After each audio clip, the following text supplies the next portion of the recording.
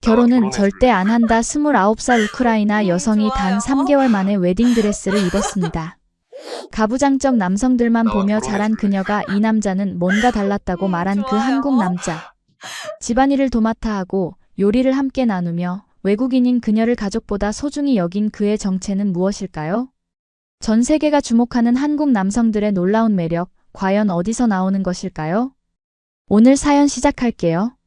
먼저 구독, 좋아요, 어디서 듣고 계신지 댓글로 적어주시면 행운이 가득할 거예요. 안녕하세요. 저는 유리아 페트렌코입니다. 우크라이나의 수도 키예프에서 나고 자란 29살의 여성이에요. 국제관계학을 전공하며 어린 시절부터 외교관의 꿈을 키워온 저에게 결혼이라는 건 솔직히 말해서 인생에서 가장 후순위였습니다. 아니, 정확히 말하면 아예 고려 대상조차 아니었다고 해야겠네요. 왜 그런 생각을 갖게 되었는지 제가 자라온 환경을 말씀드리면 충분히 이해하실 거라고 생각해요. 저희 집은 전형적인 우크라이나의 보수적인 가정이었어요. 아버지는 공장에서 일하시는 평범한 노동자셨고 어머니는 은행 직원으로 일하셨죠. 하지만 집에서의 역할 분담은 완전히 달랐어요. 아버지는 평생 설거지 한 번 제대로 해보신 적이 없으셨고 빨래나 청소는 꿈도 꾸지 못하셨어요. 심지어 자신이 입던 옷을 벗어서 빨래통에 넣는 것조차 어머니가 챙겨주셔야 했거든요. 반면 어머니는 새벽 6시에 일어나서 온 가족의 아침을 정성스럽게 차려주시고 아침 7시 30분에 은행으로 출근하셔서 오후 5시까지 일하신 후 집에 돌아와서는 곧바로 저녁 준비에 들어가셨어요. 그리고 저녁 식사 후에는 설거지, 빨래, 청소, 다음날 도시락 준비까지 모든 집안일을 혼자서 해내셨죠. 주말에도 마찬가지였어요. 토요일에는 일주일치 대청소와 장보기, 일요일에는 다음 주를 위한 밑반찬 만들기까지. 어머니의 일상은 쉴 틈이 없었어요. 그런 어머니를 보면서 제가 어릴 때부터 들어온 말들이 있어요. 여자는 참아야 한다. 결혼하면 희생하는 게 당연하다. 남편을 잘 내조하는 게 아내의 가장 큰 미덕이다. 집안일은 원래 여자가 하는 거야 라는 말들을 정말 귀에 못이 박히도록 들으며 자랐습니다. 할머니도 그랬고 이웃 아주머니들도 그렇게 말씀하셨어요. 심지어 학교 선생님들까지도 착한 여자아이는 집안일을 잘해야 한다고 가르치셨거든요. 하지만 저는 그런 모습을 보면서도 뭔가 이상하다는 생각이 들었어요. 왜 똑같이 일하는데 어머니만 집안일까지 해야 하는 거지? 왜 아버지는 소파에 누워서 TV만 보고 계시는 거지? 라는 의문이 계속 들었거든요. 그런 의문을 어머니께 여쭈어 보면 원래 그런 거야. 넌 나중에 시집가서도 그렇게 살아야 해라는 대답만 돌아왔어요. 그런 모습을 보며 자란 저는 중학교 때부터 이미 결심했습니다. 절대로 그런 삶은 살지 않겠다고 말이에요. 대학원에 진학해서 국제기구에서 일하며 경제적으로도 정신적으로도 완전히 독립하겠다는 목표만 있었죠.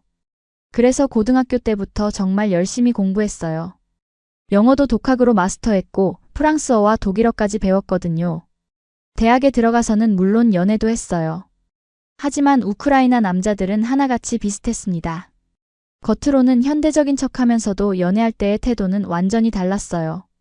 데이트 비용은 당연히 더치페이나 심지어 여자가 더 많이 내야 한다고 생각하고 집에 놀러 오면 여자친구가 음식을 해주기를 기대했어요. 심지어 자기 빨래도 여자친구가 해주길 바라는 사람들이 대부분이었거든요. 한 번은 제가 사귀던 남자친구에게 왜 내가 당신 빨래까지 해야 하나요? 각자 자기 일은 자기가 하는 게 맞지 않나요? 라고 물어본 적이 있어요. 그랬더니 여자가 그런 것도 못하면 어떻게 사는 거냐? 나중에 결혼해서 남편 빨래도 못 해주겠네라는 어이없는 대답이 돌아왔어요. 그럴 때마다 역시 남자들은 다 똑같아. 결혼은 절대 하면 안 되겠어라는 생각만 더 굳어져 갔습니다. 그런 제가 한국이라는 나라에 오게 된 건 순전히 학업 때문이었어요. 키예프 대학교에서 국제관계학을 전공하며 4년 내내 최우등생을 유지했거든요. 졸업할 때쯤 유럽의 여러 명문 대학교에서 석사과정 입학 제안을 받았는데 그중에 서울대학교도 포함되어 있었어요. 처음엔 굳이 아시아까지 가서 공부할 필요가 있을까? 라는 생각이 들었어요. 하지만 자세히 알아보니 서울대학교의 동아시아 국제관계학과는 정말 훌륭했어요. 특히 한국에 급속한 경제 발전과 국제사회에서의 위상 변화를 연구할 수 있다는 점이 매력적이었죠. 무엇보다 장학금 조건이 가장 좋았어요. 등록금 전액 면제는 물론이고 생활비까지 지원해준다고 했거든요. 그래서 2021년 8월 한국어 한마디도 못하는 상태로 한국행을 결심하게 되었습니다. 솔직히 한국에 대해 아는 것도 기대하는 것도 거의 없었어요. K-팝이나 K-드라마 같은 한류 콘텐츠는 전혀 관심 없었고 아시아 문화 자체가 제게는 그냥 낯설고 신기한 정도였죠. 친구들은 한국 가면 김치만 먹어야 한대. 아시아 남자들은 다 마초적이래 같은 얘기들을 하면서 걱정해주기도 했어요. 2021년 9월 15일 오후 2시 저는 인천국제공항에 발을 디뎠습니다. 키예프에서 14시간 넘게 걸린 긴 비행이 끝나고 내린 공항은 생각보다 정말 크고 현대적이었어요. 유럽의 어떤 공항보다도 깔끔하고 체계적으로 운영되는 것 같았어요. 하지만 문제는 모든 안내판이 한국어로 되어 있다는 거였어요. 영어 안내판도 있긴 했지만 한국어가 훨씬 크게 써져 있어서 정말 막막했죠. 다행히 서울대학교에서 제공하는 국제학생 픽업 서비스가 있어서 공항에서 기숙사까지는 무사히 도착할 수 있었어요. 공항 리무진 버스를 타고 서울 시내로 들어가면서 창 밖으로 본 첫 번째 한국의 모습은 솔직히 말해서 별로 특별할 게 없었어요. 그냥 또 다른 대도시구나 정도의 느낌이었죠. 높은 아파트 건물들과 복잡한 고속도로, 바쁘게 걸어다니는 사람들의 모습이 베를린이나 파리의 모습과 크게 다를 바 없어 보였거든요. 기숙사는 서울대학교 관악 캠퍼스 근처에 있는 국제학사였어요. 제가 배정받은 방은 원룸 형태였는데 우크라이나 기준으로는 좀 작긴 했지만 혼자 살기에는 충분했어요. 깔끔하게 정리되어 있었고 무엇보다 완전히 혼자만의 공간이 있다는 게 좋았어요. 침대, 책상, 작은 옷장, 그리고 간단한 취사가 가능한 미니 주방까지 갖춰져 있었거든요. 짐을 풀고 정리하다 보니 벌써 저녁 시간이 되었는데 어디서 뭘 먹어야 할지 전혀 감이 안 잡히더라고요. 한국 음식에 대해 아는 게 거의 없었거든요. 그래서 일단 기숙사 1층에 있던 편의점에 내려가서 간단하게 때울 수 있는 걸 사기로 했어요. 편의점에 들어가니 정말 신기한 음식들이 많더라고요. 결국 컵라면 하나와 삼각김밥 2개를 샀어요.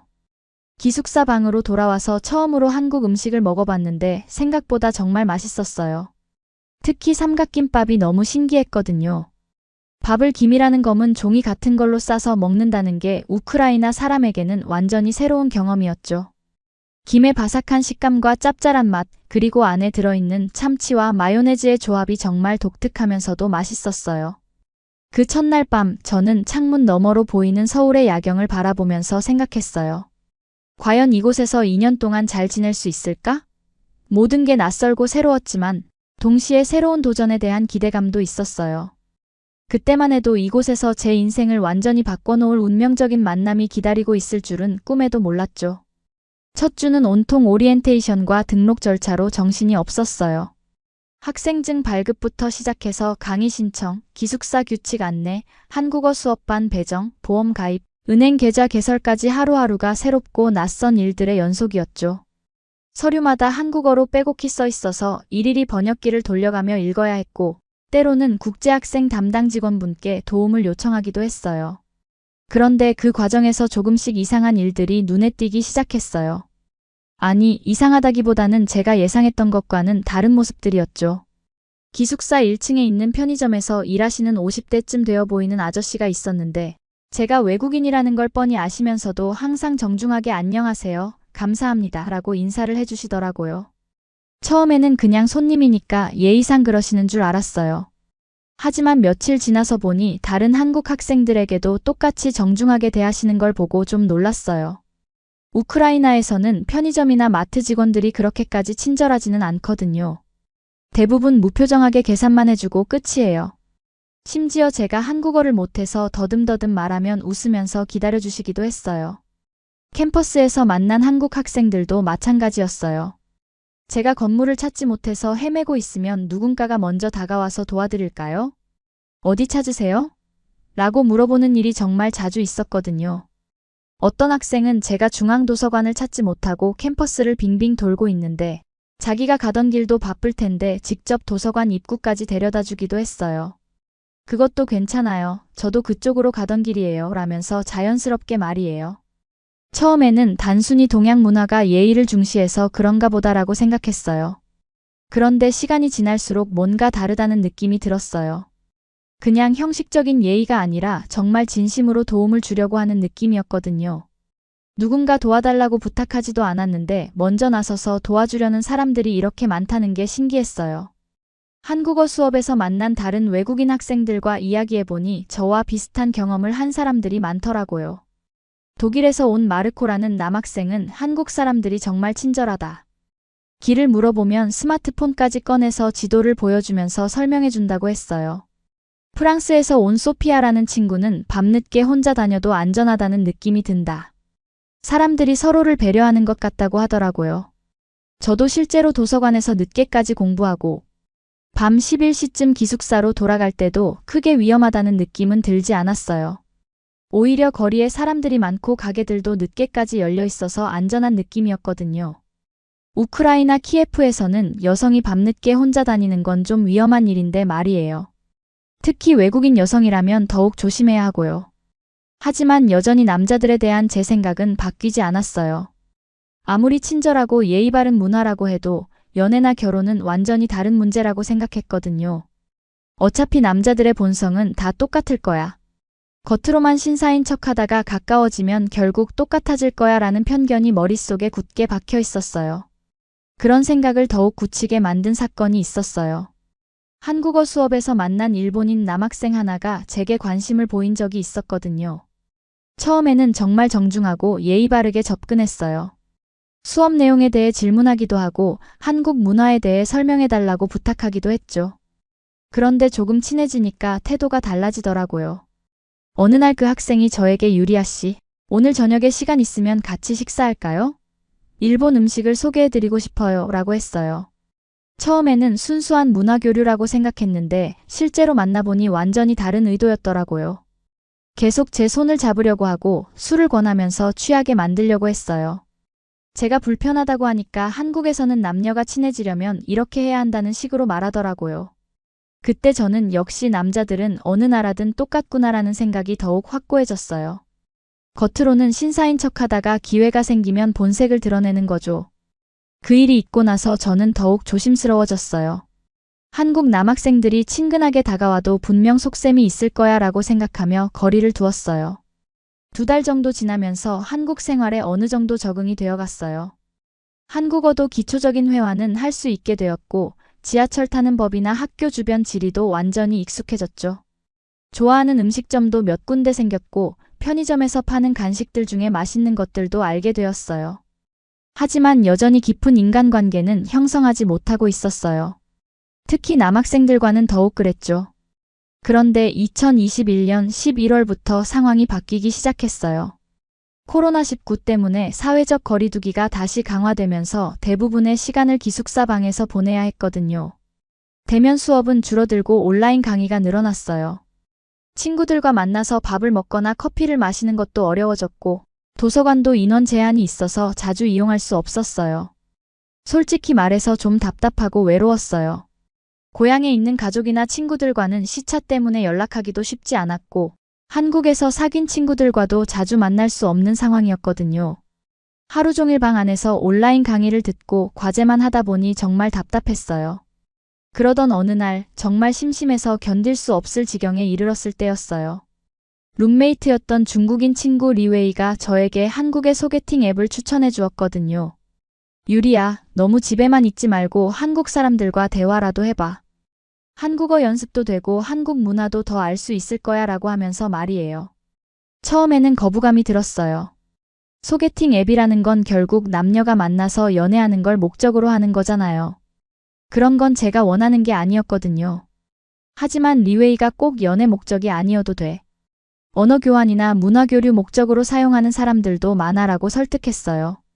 며칠 더 고민하다가 결국 설치해보기로 했어요. 어차피 집에만 있어서 심심한데 한국어 연습도 될 거고 한국 문화도 좀 더 알 수 있지 않을까 하는 마음이었죠. 하지만 여전히 남자들에 대한 경계심은 있었어요. 적당히 대화만 하고 실제로 만나지는 않을 거야 라는 선을 그어두고 있었거든요. 프로필을 만들면서 고민이 좀 있었어요. 사진을 어떤 걸 올릴지, 자기소개는 어떻게 쓸지 정말 신중하게 생각했어요. 너무 예쁘게 나온 사진을 올리면 이상한 사람들이 접근할 것 같았고 그렇다고 너무 평범한 사진을 올리면 아무도 관심을 갖지 않을 것 같았거든요. 결국 서울대학교 중앙도서관에서 친구가 찍어준 자연스러운 사진을 올리기로 했어요. 화장도 진하게 하지 않고 평소 모습 그대로였죠. 자기소개는 우크라이나에서 온 유학생입니다. 한국 문화에 관심이 많고 한국어를 더 잘하고 싶어요. 진지한 대화를 나누고 싶습니다. 라고 간단하면서도 진솔하게 썼어요. 앱을 설치하고 프로필까지 만들어 놓고는 며칠 동안 그냥 둬뒀어요. 사실 좀 무서웠거든요. 어떤 사람들이 연락을 해올지, 혹시 이상한 사람들만 접근하는 건 아닌지 걱정되었어요. 우크라이나에서 이런 앱들을 사용해 본 경험으로는 대부분의 남자들이 진지한 대화보다는 다른 목적으로 접근하는 경우가 많았거든요. 그렇게 이틀 정도 지났을 때 첫 번째 메시지가 왔어요. 안녕하세요. 프로필 사진 속 도서관이 서울대학교 중앙도서관인가요? 저도 그 근처에서 일하고 있어서 반가워서 인사드려요. 우크라이나에서 오셨다니 정말 먼 곳에서 공부하러 오셨네요. 한국 생활은 어떠세요? 처음에는 또 다른 전형적인 픽업 라인이겠지라고 생각했어요. 하지만 문장이 정중하고 예의 바르더라고요. 다른 메시지들처럼 안녕 예쁜이 이런 식이 아니라 정말 정중한 존댓말로 쓰여 있었어요. 그리고 무엇보다 제가 우크라이나에서 왔다는 걸 언급하면서 관심을 보이는 게 신기했어요. 그래도 여전히 경계심은 있었지만 심심했던 터라 한번 대답해보기로 했어요. 네, 맞아요. 서울대학교 중앙도서관이에요. 그 근처에서 일하신다고 하셨는데 어떤 일을 하시나요? 한국 생활은 아직 적응 중이에요. 모든 게 새롭고 흥미로워요. 상대방은 금방 답장을 보내왔어요. 저는 김민호라고 합니다. 32살이고 IT 회사에서 개발팀장으로 일하고 있어요. 서울대 근처 회사라서 점심시간에 가끔 캠퍼스를 산책하기도 해요. 유리아 씨는 어떤 전공을 공부하세요? 우크라이나에서 한국까지 오시려면 정말 큰 결심이 필요했을 것 같은데요. 이 메시지를 받고 저는 좀 놀랐어요. 일단 자신의 나이와 직업을 솔직하게 밝혔고 제 이름도 제대로 기억하고 있었거든요. 그리고 질문도 진부한 예쁘다, 스타일 좋다. 이런 게 아니라 제 전공이나 한국에 온 이유처럼 진지한 주제였어요. 혹시 이 사람은 다른 사람들과 좀 다른 건 아닐까? 라는 생각이 살짝 들었어요. 그렇게 김민호 씨와 메시지를 주고받기 시작했어요. 며칠 동안 대화를 나누면서 느낀 건데 이 사람은 정말 지금까지 만나본 남자들과는 뭔가 달랐어요. 우선 제가 보내는 메시지에 대해 정말 진지하게 반응해 주었어요. 저의 전공 분야나 관심사에 대해서도 깊이 있게 물어보고 제가 한국어로 설명하기 어려워하면 영어로 하셔도 전혀 상관없어요. 저도 영어로 대화하는 거 좋아해요 라며 배려해 주었거든요. 그리고 무엇보다 저를 외국인 여자나 우크라이나에서 온 신기한 사람 정도로 보는 게 아니라 유리아라는 한개인으로 대하는 느낌이었어요. 예를 들어 제가 우크라이나의 복잡한 정치 상황에 대해 설명하면 정말 관심 있게 들어주면서 그런 상황에서 공부를 계속한다는 게 쉽지 않았을 텐데 정말 대단하네요 라고 하면서 날카로운 질문도 하고요. 제가 좋아하는 책이나 영화에 대해서도 진지하게 이야기를 나누었죠. 어느 날은 제가 도스토옙스키의 죄와 벌에 대해 얘기했는데 민호 씨가 저도 그 책 정말 좋아해요. 특히 라스콜리코프의 내적 갈등 부분이 인상적이었는데 유리아 씨는 어떤 부분이 가장 기억에 남아요? 라고 물어보더라고요. 단순히 그런 책도 있구나 정도가 아니라 실제로 읽어본 사람만이 할 수 있는 깊이 있는 질문이었어요. 그런 대화들을 통해서 저는 점점 민호 씨에 대해 호기심이 생기기 시작했어요. 동시에 혼란스럽기도 했고요. 이 사람은 정말 다른 건가?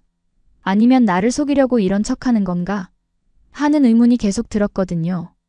지금까지의 경험으로는 남자들이 여자에게 접근할 때 이렇게까지 진지하고 깊이 있는 대화를 나누는 경우가 거의 없었거든요.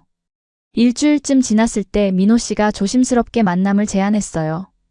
혹시 시간 되시면 한강 근처에서 가벼운 산책이라도 어떠세요?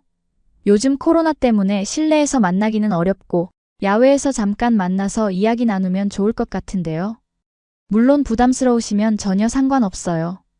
저는 정말 많이 망설였어요. 아무래도 낯선 남자와 단둘이 만나는 것 자체가 부담스러웠거든요. 그동안 우크라이나에서 만나본 남자들 때문에 생긴 선입견과 경계심이 있었던 것도 사실이고요. 하지만 며칠 동안 메시지를 주고받으면서 느낀 민호 씨의 진정성 때문에 결국 만나보기로 했어요. 좋아요. 하지만 사람이 많은 곳에서 낮 시간에 만나면 좋겠어요. 그리고 혹시 불편한 일이 있으면 바로 헤어지는 걸로 해요 라고 조건을 달았는데 민호 씨는 당연하죠. 유리아 씨가 편한 시간과 장소로 정해주세요. 저는 언제든 괜찮아요 라고 흔쾌히 동의했어요. 약속 장소는 여의도 한강공원으로 정했어요. 토요일 오후 2시였는데 제가 약속 장소에 도착하니 민호 씨가 벌써 10분 전부터 기다리고 있더라고요. 멀리서 봤을 때도 차분하고 단정한 인상이었는데 가까이서 보니 정말 선량해 보이는 얼굴이었어요. 키는 그리 크지 않았지만 체격이 단단하고 옷차림도 깔끔했어요. 그런데 정말 깜짝 놀란 게 민호 씨가 손에 작은 꽃다발을 들고 있었던 거예요. 장미는 아니고 노란색 거베라 몇 송이로 만든 작은 꽃다발이었는데 처음 만나는 인사입니다 라며 수줍게 웃으면서 건네주는 모습이 정말 당황스러웠어요. 우크라이나에서는 남자가 여자에게 꽃을 선물하는 건 굉장히 특별한 의미가 있거든요. 보통 정말 진지한 관계이거나 특별한 날에만 하는 일이에요. 단순한 첫 만남에서 꽃을 준다는 건 거의 고백에 가까운 의미였죠. 그래서 이건 좀 너무 부담스러운데요. 라고 했더니 민호 씨가 당황해서 죄송해요. 한국에서는 그냥 예의인데 문화 차이를 고려하지 못했네요. 부담스러우시면 받지 않으셔도 돼요 라며 손을 뒤로 빼더라고요. 그런 모습이 오히려 더 진심처럼 느껴졌어요. 만약 계산적인 사람이라면 아니에요. 그냥 받으세요 하면서 계속 밀어붙였을 텐데 제가 부담스러워하자 즉시 물러서는 모습이 배려심 있어 보였거든요. 결국 아니에요. 감사히 받을게요. 예쁘네요 라고 하면서 꽃을 받았어요. 한강을 걸으며 대화를 나누는데 이 사람은 정말 신기했어요. 제가 우크라이나 전통 음식에 대해 설명하면 정말 흥미롭네요. 나중에 기회가 되면 함께 만들어 볼까요? 저도 요리하는 거 좋아해서요 라고 제안하고 제가 날씨가 좀 쌀쌀하다고 하니까 자신의 외투를 벗어서 주려고 하더라고요. 아니에요. 괜찮아요 라고 했는데도 민호 씨는 그럼 따뜻한 곳으로 가요. 감기 걸리시면 안 되니까요 라며 근처 강변에 있는 카페로 데려갔어요. 카페에서 메뉴를 고를 때도 유리아 씨가 뭘 드시고 싶어요? 한국 음료 중에 처음 드시는 거 있으면 추천해 드릴게요 라고 먼저 제 의견을 물어보고 계산할 때도 당연하다는 듯이 본인이 카드를 꺼내서 결제했어요. 제 몫은 제가 낼게요 라고 했더니 아니에요. 제가 먼저 제안한 만남이니까 당연히 제가 내야죠 라고 하면서 자연스럽게 넘어가더라고요. 우크라이나에서는 첫 만남에서도 각자 자기 몫을 내는 게 일반적인데 민호 씨의 이런 행동이 정말 새로웠어요. 대화를 나누면서 더 놀란 건 민호 씨가 정말 다양한 주제에 대해 깊이 있는 대화를 할 수 있다는 것이었어요. 국제관계학을 전공하는 제게 동아시아 안보 이슈에 대해 날카로운 질문을 하기도 하고 우크라이나 역사에 대해서도 꽤 많이 알고 있더라고요. 체르노빌 원전 사고가 우크라이나에 미친 영향이 정말 컸을 것 같은데 지금도 그 영향이 남아있나요? 같은 질문을 하는데 단순한 호기심이 아니라 정말 관심을 가지고 묻는 것 같았어요. 그리고 제가 대답하면 끝까지 집중해서 들어주었죠. 중간에 휴대폰을 보거나 다른 곳에 시선을 돌리는 일도 없었어요. 정말 어려운 상황을 겪으셨네요. 그런 환경에서도 공부를 포기하지 않고 여기까지 오신 게 정말 대단해요 라고 하면서 진심으로 감탄하기도 했고요. 2시간 정도 대화를 나누고 집에 돌아가는 길에 민호 씨는 지하철역까지 바래다 주면서 오늘 정말 즐거웠어요. 유리아 씨와 이야기하니까 제가 몰랐던 세계에 대해 많이 배운 것 같아요. 혹시 부담스럽지 않으시다면 다음에 또 만나면 좋겠어요 라고 했는데 그 말투에서 진심이 느껴졌어요. 억지로 연락처를 더 물어보거나 다음 만남을 강요하는 기색도 전혀 없었고요. 오히려 천천히 생각해 보시고 편하실 때 연락 주세요. 전혀 부담 갖지 마세요 라며 여유를 주더라고요. 그날 밤 기숙사에 돌아와서 저는 침대에 누워서 계속 생각했어요. 이 사람은 정말 지금까지 만나본 남자들과는 뭔가 다른 것 같은데. 하지만 동시에 의심도 들었어요. 혹시 이 모든 게 계산된 행동은 아닐까? 겉으로는 신사인 척하다가 나중에 본색을 드러내는 건 아닐까? 우크라이나에서의 경험들 때문에 이런 의구심을 떨쳐버릴 수가 없었거든요. 며칠 후 룸메이트 리웨이에게 그날 있었던 일을 얘기했어요. 정말 신사적이고 배려심이 많던데 혹시 나중에 달라지는 건 아닐까 걱정이야 라고 했더니 리웨이가 유리야, 너 너무 의심병이 심한 거 아니야? 좋은 사람 만났으면 기뻐해야지라고 하더라고요. 하지만 우크라이나 남자들도 처음엔 다 그랬어. 시간이 지나면 결국 본색을 드러내더라고라고 했더니 리웨이가 그건 우크라이나 얘기고 여긴 한국이야.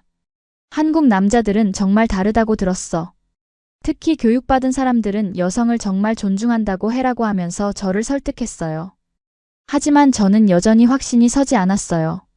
며칠 동안 민호 씨와 메시지를 주고받았는데 하루도 빠짐없이 좋은 아침이에요. 오늘 하루 어떠셨어요? 같은 안부 인사를 해주더라고요. 그런데 전혀 부담스럽지 않았어요. 오히려 따뜻한 느낌이었죠. 제가 과제 때문에 스트레스 받는다고 하면 너무 무리하지 마세요. 건강이 가장 중요해요 라고 걱정해주기도 했고요. 그러다가 민호 씨가 두 번째 만남을 제안했어요. 제가 요리를 좀 하는 편인데 시간 되시면 우크라이나 음식을 함께 만들어 보는 건 어떨까요? 유리아 씨가 그렇게 맛있다고 하신 보르시를 꼭 배워보고 싶어요 라고 하더라고요. 이때 제 마음속에 큰 갈등이 생겼어요. 한편으로는 민호 씨가 정말 진심으로 저에게 관심을 가져주는 것 같아서 고마웠지만 다른 한편으로는 남자가 여자를 집으로 부른다는 건 분명 다른 의도가 있는 거 아닌가? 라는 의심이 들었거든요. 특히 요리를 함께 한다는 제안이 좀 의외였어요. 우크라이나에서는 남자가 요리하는 건 정말 드문 일이거든요. 주방은 완전히 여자의 영역이라고 여겨지죠. 그래서 처음에는 남자가 요리를 한다고? 라는 생각이 들었어요. 혹시 나를 유인하려고 거짓말하는 건 아닐까? 하지만 호기심이 더 컸어요. 민호 씨가 정말로 요리를 할 줄 아는지, 그의 집은 어떤지, 그리고 무엇보다 혼자 있을 때는 어떤 모습인지 궁금했거든요. 만약 이상한 행동을 하면 바로 나오면 되지 뭐라는 생각으로 만나기로 했어요. 하지만 만나기 전날 밤에는 정말 고민이 많았어요. 내가 지금 위험한 선택을 하는 건 아닐까? 혹시 민호 씨가 다른 남자들과 다르다고 생각하는 게 내 착각인 건 아닐까? 밤늦도록 잠을 이루지 못했어요. 심지어 리웨이에게 만약 내가 내일 밤까지 안 들어오면 경찰에 신고해라고 할 정도로 불안했어요. 리웨이는 유리야, 너 정말 드라마를 너무 많이 본 것 같아. 그냥 요리 배우러 가는 거잖아 라고 웃으면서도 그래도 혹시 모르니까 위치 공유해놓고 가라고 하더라고요. 결국 다음날 민호 씨를 만나러 가면서도 가방 안에 호신용 스프레이를 넣어두고 친구들에게 위치까지 공유해놓고 갔어요. 지금 생각해보면 정말 과했지만 그때 제 마음은 정말 복잡했거든요. 기대 반 걱정 반이었다고 해야 할까요? 민호 씨 집에 가보니 정말 깜짝 놀랐어요. 우선 현관에서부터 신발이 가지런히 정리되어 있었고 집 안도 정말 깨끗하게 정리정돈이 되어 있었어요. 거실에는 책들이 가득한 책장이 있었고 소파와 테이블도 먼지 하나 없이 깔끔했어요. 무엇보다 놀라웠던 건 주방이었어요. 각종 조리기구들이 체계적으로 정리되어 있었고 냉장고를 열어보니 신선한 채소들과 고기, 각종 양념들이 가득 들어있더라고요. 혹시 요리 자주 하세요? 라고 물어보니 민호 씨가 네, 거의 매일 해요. 외식보다는 집에서 해먹는 게 건강에도 좋고 더 맛있어요. 어머니께서 어릴 때부터 요리를 가르쳐 주셨거든요 라고 자연스럽게 대답하더라고요. 우크라이나 남자들이라면 절대 할 수 없는 말이었죠. 우크라이나에서 남자가 요리한다고 하면 남자답지 못하다고 놀림받기 일쑤거든요. 하지만 민호 씨는 정말 자연스럽고 당연하다는 듯이 요리에 대해 얘기했어요. 보르시 만드는 법을 알려드렸는데 민호 씨는 정말 진지하게 메모하면서 따라했어요. 양파는 어떻게 써는 게 좋아요? 비트는 언제 넣어야 하나요? 이 향신료는 어디서 구할 수 있어요? 하나하나 꼼꼼히 물어보면서 정말 배우려고 노력하더라고요. 그런데 문제가 생겼어요. 제가 한국에서 구할 수 있는 재료로만 만들려고 하니까 맛이 영 아니었어요. 우크라이나에서 먹던 그 맛이 전혀 안 났거든요. 특히 사워크림이 없어서 대신 넣은 한국 요구르트 때문에 맛이 이상했어요. 비트도 한국 것은 우크라이나 것과 달라서 색깔도 예쁘게 안 나오고 단맛도 부족했어요. 민호 씨는 맛있어요 라고 했지만 저는 정말 부끄러웠어요. 진짜 보르시는 이런 맛이 아니에요. 재료를 제대로 구할 수 없어서 완전 실패작이 되었네요 라고 했더니 민호 씨가 그럼 다음에는 우크라이나 식품점에서 재료를 구해서 다시 만들어봐요. 인터넷에서 찾아보니까 이태원에 동유럽 식품점이 있다던데요 라고 하더라고요. 그 말을 듣고 저는 감동받았어요. 실패한 요리에 대해 실망하거나 짜증내는 게 아니라 다음에 더 제대로 만들 방법을 생각해주는 거였거든요. 그리고 제가 실수로 손가락을 살짝 벤 적이 있었는데 민호 씨가 재빨리 응급처치를 해주면서 괜찮아요? 깊게 벤 건 아니죠? 병원 가볼까요? 라며 정말 걱정해 주었어요. 단순한 작은 상처였는데도 약국에서 연고까지 사와서 발라주는 모습을 보고 정말 놀랐어요. 우크라이나 남자들이라면 그까짓 거 가지고 뭘 그래라고 했을 텐데요. 요리하면서 더 깊은 대화를 나누게 되었어요. 민호 씨가 어머니가 어릴 때부터 아들도 요리를 할 줄 알아야 한다고 가르쳐 주셨어요. 나중에 아내가 아프거나 힘들 때, 임신했을 때, 또는 단순히 피곤할 때 남편이 맛있는 음식을 해줄 수 있어야 한다고요. 그래야 진짜 가정을 함께 꾸려나가는 거라고 하셨거든요 라고 말하더라고요. 그 말을 듣는 순간 저는 정말 깜짝 놀랐어요.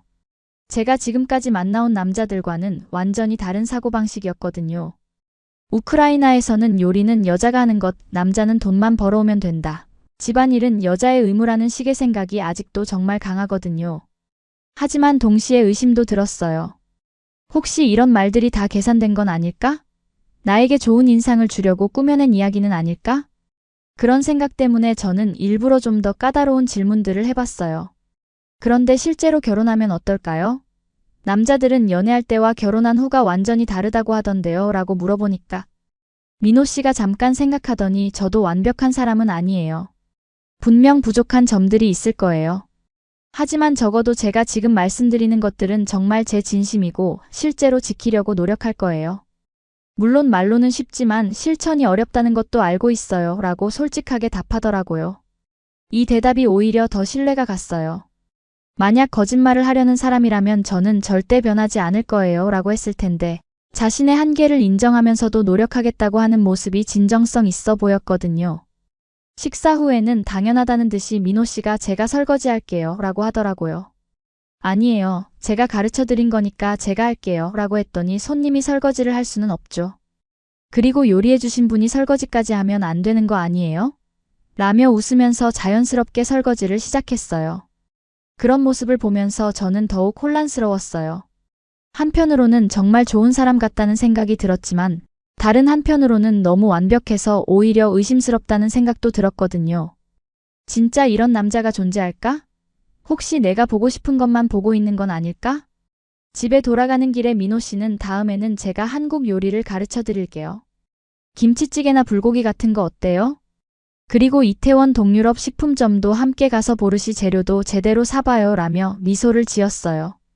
그리고 오늘 정말 즐거웠어요. 유리아 씨 덕분에 새로운 세계를 경험한 것 같아요. 비록 보르시가 완벽하지 않았다고 하시지만 저는 정말 맛있었어요. 무엇보다 유리아 씨와 함께 만든다는 것 자체가 의미 있었어요 라고 했는데 그 말이 정말 진심으로 들렸어요. 집에 가는 길에 저는 계속 생각했어요. 정말 이런 남자가 존재하는구나. 하지만 동시에 너무 좋은 것 같아서 오히려 무서워라는 생각도 들었어요.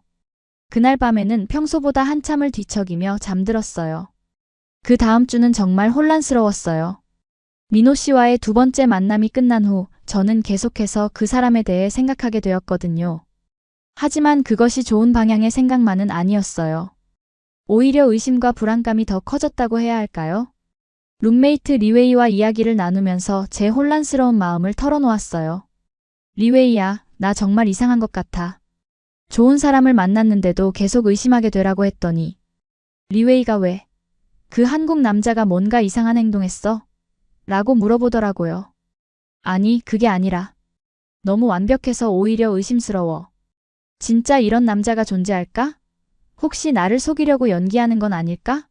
라고 했더니 리웨이가 한숨을 쉬면서 유리야, 너 정말 트라우마가 심하구나. 좋은 사람인데도 받아들이지 못하네라고 하더라고요. 하지만 제가 그럴 만한 이유가 있었어요. 우크라이나에서 만났던 남자친구 중에 알렉산드르라는 사람이 있었거든요. 처음에는 정말 신사적이고 배려심 많은 사람인 줄 알았어요. 데이트할 때도 늘 제가 원하는 곳으로 가주고 제 말을 잘 들어주고 꽃도 자주 사다 주고 민호 씨와 비슷한 면들이 많았어요. 하지만 3개월쯤 지나면서 본색이 드러나기 시작했어요. 처음에는 내 여자친구가 이렇게 예쁜데? 다른 남자들이 쳐다보면 기분이 나쁘다면서 제가 입는 옷에 간섭하기 시작했어요. 그 다음에는 사랑하는 사이인데 휴대폰을 왜 못 보게 하냐면서 제 개인정보까지 감시하려고 했고요. 결국에는 여자친구가 남자친구 빨래하는 게 당연한 거 아니냐, 요리 좀 배워서 나한테 해주면 안 되냐는 식으로 변해갔어요. 그리고 제가 거절하면 다른 여자들은 다 해주는데 너만 안 해준다. 사랑한다면서 그런 것도 못 해주냐면서 감정적으로 압박했죠. 그런 경험 때문에 민호 씨에 대해서도 계속 의심이 들었어요. 지금은 좋게 보이려고 노력하는 거고 나중에 익숙해지면 결국 다른 남자들과 똑같아질 거야 라는 생각이 머릿속을 떠나지 않았거든요. 며칠 동안 민호 씨와 메시지를 주고받았는데 여전히 매일 안부 인사를 해주고 제가 하루 있었던 일들을 물어봐 주었어요.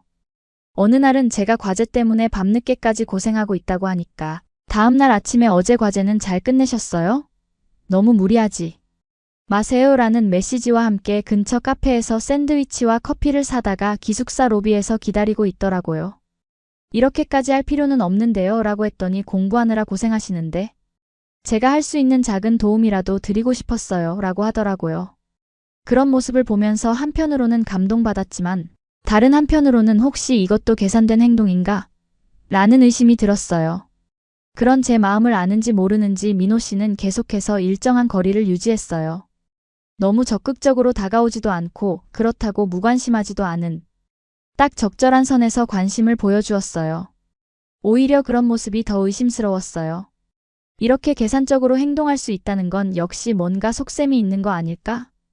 어느 날 밤에는 정말 잠이 오지 않아서 키예프에 있는 베스트 프렌드 옥사나에게 국제 전화를 걸었어요. 옥사나야, 나 정말 이상한 것 같아. 좋은 사람을 만났는데도 자꾸 의심하게 되라고 털어놓았더니 옥사나가 유리야. 그 사람이 정말 좋은 사람이라면 시간이 지나면 알게 될 거야. 너무 성급하게 판단하지 말라고 조언해 주었어요.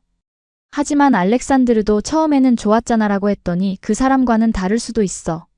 모든 남자가 다 그런 건 아니야. 그리고 너도 이제 더 성숙해졌잖아. 예전보다 사람 보는 눈이 생겼을 거야 라고 하더라고요. 그 말을 들으니 조금 마음이 편해졌어요. 하지만 여전히 확신은 서지 않았어요.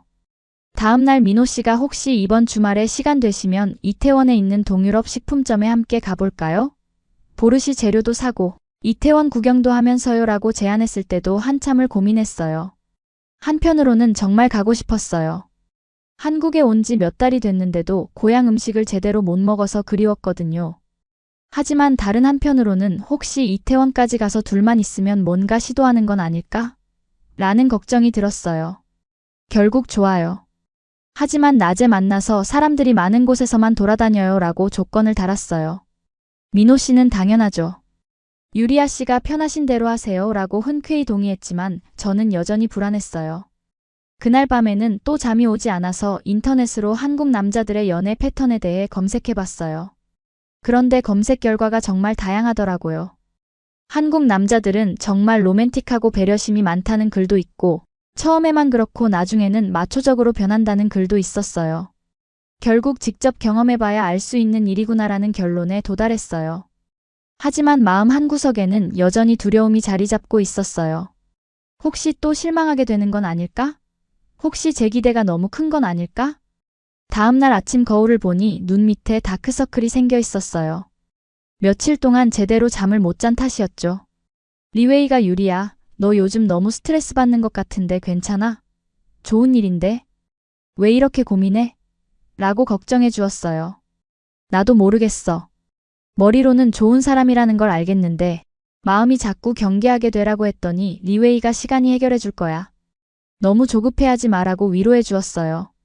하지만 저는 정말 답답했어요. 왜 저는 좋은 사람을 만나서도 이렇게 불안해하는 걸까요? 이태원에서의 만남은 정말 특별한 경험이었어요. 민호 씨는 약속 시간보다 20분 일찍 나와서 이태원역 출구에서 기다리고 있었어요. 제가 도착하니까 안전하게 잘 오셨네요. 오늘 날씨도 좋고 이태원 구경하기 딱 좋은 날인 것 같아요 라며 밝게 인사했어요. 동유럽 식품점까지 가는 길에 민호 씨가 이태원의 역사와 문화에 대해 설명해 주었어요. 이 거리는 원래 미군 부대 근처라서 외국인들이 많이 모이게 된 곳이에요. 그래서 다양한 나라의 음식점이나 상점들이 생겼죠. 유리아 씨 같은 외국인 분들에게는 고향의 맛을 느낄 수 있는 소중한 공간이기도 하고요 라고 하더라고요. 그런 배려심 깊은 설명을 들으면서 저는 민호 씨가 단순히 저와 시간을 보내려는 게 아니라 정말로 제가 한국에서 편안하게 지낼 수 있도록 도와주려고 한다는 걸 느꼈어요. 드디어 동유럽 식품점에 도착했는데 정말 감격스러웠어요. 우크라이나에서 먹던 그 향신료들, 소시지, 치즈, 그리고 무엇보다 진짜 비트와 사워크림이 있었거든요. 저도 모르게 와, 진짜 있네. 라고 소리쳤더니 민호 씨가 웃으면서 그렇게 좋으세요? 그럼 필요한 거 다 사세요. 제가 낼게요. 라고 하더라고요. 아니에요. 제가 낼게요. 라고 했더니 유리아 씨를 위한 제 작은 선물이라고 생각해 주세요. 고향 음식을 못 먹어서 얼마나 그리우셨을까 생각하니까 마음이 아팠어요. 라고 하더라고요. 그 말을 들으니 정말 감동이었어요. 그런데 정말 예상치 못한 일이 벌어졌어요. 계산대에서 기다리고 있는데 뒤에서 우크라이나어로 대화하는 소리가 들린 거예요. 돌아보니 30대 초반 정도로 보이는 우크라이나 여성이 아이와 함께 있더라고요. 너무 반가워서 실례합니다. 혹시 우크라이나 분이세요? 라고 우크라이나어로 물어봤어요. 그 여성분은 타냐라고 하셨는데 한국에 온 지 5년이 됐다고 하더라고요. 그리고 옆에 있던 건 7살 된 딸이었어요. 오, 우크라이나에서 온 학생이구나. 반가워요. 여기서 우크라이나 사람 만나기 정말 어려운데라고 하시면서 정말 따뜻하게 맞아주셨어요. 타냐 씨와 이야기를 나누면서 정말 놀라운 걸 알게 되었어요. 타냐 씨도 한국 남성과 결혼해서 살고 계시더라고요. 그리고 제가 민호 씨와 함께 온 걸 보고는 혹시 한국 남자친구세요? 라고 물어보시더라고요. 민호 씨는 우크라이나어를 못 알아들었지만 상황을 파악하고는 정중하게 인사했어요. 타냐 씨가 한국말 조금 할 수 있어요. 라고 하시면서 민호 씨와도 간단한 대화를 나누셨어요. 그리고 저에게는 우크라이나어로 정말 신사적이고 좋아 보이는 남자네요. 라고 귀띔해 주셨어요. 타냐 씨는 제안했어요. 시간 있으면 근처 카페에서 차라도 마시면서 이야기해요. 한국 남자들과의 연애에 대해서도 조언해 줄 수 있어요. 민호 씨에게 물어보니 물론이죠. 타냐 씨 같은 선배분을 만나는 건 유리아 씨에게 정말 좋은 기회일 것 같아요. 라고 흔쾌히 동의했어요. 카페에서 타냐 씨와 대화를 나누는 동안 민호 씨는 타냐 씨 딸과 함께 놀아주면서 배려해 주었어요. 아이가 심심해하지 않도록 휴대폰으로 게임도 보여주고 카페에서 파는 쿠키도 사주고 그런 모습을 보면서 타냐 씨가 저에게 우크라이나어로 정말 좋은 사람 같아요. 아이들을 좋아하는 남자는 진짜 마음씨가 착한 거예요. 라고 하더라고요. 타냐 씨의 이야기는 정말 도움이 되었어요. 저도 처음에는 한국 남자들에 대해 편견이 있었어요. 우크라이나 남자들처럼 마초적일 거라고 생각했죠. 하지만 제 남편을 만나면서 생각이 완전히 바뀌었어요. 한국 남자들, 특히 교육받은 남자들은 정말 가족을 소중히 여기고 아내를 존중해요. 라고 하시더라고요. 하지만 모든 한국 남자가 다 그런 건 아니죠? 라고 물어봤더니 물론이에요. 어느 나라든 좋은 사람도 있고 나쁜 사람도 있어요. 하지만 적어도 한국에서는 여성을 존중하는 문화가 점점 강해지고 있어요. 특히 젊은 세대일수록 더 그래요. 라고 설명해 주셨어요. 그리고 가장 중요한 조언을 해주셨어요. 유리야, 너무 과거 경험에 매여 있지 마세요. 저도 우크라이나에서 나쁜 남자들을 많이 만났지만 그것 때문에 좋은 사람까지 놓칠 뻔했어요. 지금 옆에 있는 그 남자분을 보세요. 아이와 놀아주는 모습, 당신을 바라보는 눈빛, 말하는 톤. 모든 게 진심이 느껴져요. 그 말을 들으니 정말 뭔가 막혔던 게 뚫리는 느낌이었어요. 그동안 제가 너무 방어적이었구나, 좋은 사람을 만나서도 제대로 받아들이지 못했구나 하는 생각이 들었어요. 타냐 씨는 연락처도 교환해 주시면서 한국 생활하면서 궁금한 거 있으면 언제든 연락해요. 특히 한국 남자들 이해하는데 어려움 있으면 언제든 상담해 줄게요. 라고 하셨어요. 그리고 그 남자분 정말 좋은 사람 같으니까 너무 경계하지 말고 마음을 열어보세요. 라고 마지막 조언도 해주셨어요. 헤어질 때 민호 씨가 오늘 타냐 씨를 만나서 정말 좋았어요. 유리아 씨가 한국에서 같은 나라 사람을 만나니까 정말 기뻐하시는 모습을 보니까 저도 기뻤어요. 라고 하더라고요. 그리고 앞으로도 종종 만나시면서 한국 생활에 대한 조언 받으세요. 저보다 훨씬 더 도움이 될 거예요. 라고 하면서 진심으로 기뻐해 주었어요. 그날 밤 기숙사에 돌아와서 저는 타냐 씨가 해준 말들을 계속 생각해 봤어요. 너무 과거에 매여 있지 마라. 좋은 사람까지 놓칠 뻔했다. 마음을 열어보라. 그 말들이 계속 머릿속에서 맴돌았어요. 그리고 민호 씨의 그날 하루 행동들을 차근차근 되돌아봤어요. 제가 좋아할 만한 것들을 미리 알아보고 계획해 준 것, 식품점에서 제 기분을 헤아려 준 것, 타냐 씨와 딸에게까지 친절하게 대해 준 것. 이 모든 게 연기할 수 있는 일들이 아니었어요. 특히 아이와 노는 모습은 정말 자연스러웠거든요. 그날 밤 저는 처음으로 민호 씨에 대해 긍정적인 마음으로 생각해 볼 수 있었어요. 혹시 정말 좋은 사람인 건 아닐까? 혹시 내가 너무 의심만 하고 있었던 건 아닐까? 타냐 씨를 만난 후 제 마음에 큰 변화가 생겼어요. 그동안 단단하게 쌓아 올렸던 방어막이 조금씩 허물어지기 시작한 거죠. 며칠 동안 민호 씨와 메시지를 주고받으면서 예전과는 다른 마음으로 대화할 수 있게 되었어요. 여전히 조심스럽긴 했지만 적어도 악의적으로 해석하거나 의심부터 하지는 않게 되었거든요. 그러던 어느 날 민호 씨가 특별한 제안을 했어요. 유리아 씨, 이번 주말에 시간 되시면 제가 한국 요리를 가르쳐 드릴게요. 지난번에 약속했던 김치찌개 만들기 어때요? 그리고 한국의 전통적인 집밥 문화도 체험해 보실 수 있게 해드리고 싶어요. 이번에는 예전처럼 혹시 다른 의도가 있는 건 아닐까? 라는 생각보다는 정말 한국 요리를 배워보고 싶다는 마음이 더 컸어요. 좋아요. 김치찌개 정말 배워보고 싶었어요. 한국에 온 지 몇 달 됐는데도 아직 제대로 만들 줄 모르거든요 라고 답했어요. 민호 씨는 정말 세심하게 계획을 세워주었어요. 먼저 이마트에 가서 함께 재료를 고르면서 한국 식재료에 대해 설명해 드릴게요. 그리고 집에 와서 김치찌개뿐만 아니라 밑반찬도 몇 가지 만들어보고 한국식 상차림도 경험해보세요. 아, 그리고 한복도 입어보실래요? 제 누나 한복이 있는데 사이즈가 비슷할 것 같아서요. 그 말을 듣고 정말 설렜어요. 한국에 온 지 몇 달이 됐지만 한복을 입어본 적이 없었거든요. 정말 입어봐도 돼요? 부담스럽지 않을까요? 라고 걱정했더니 전혀요. 누나도 외국인 친구들에게 한복을 보여주는 걸 좋아하시거든요.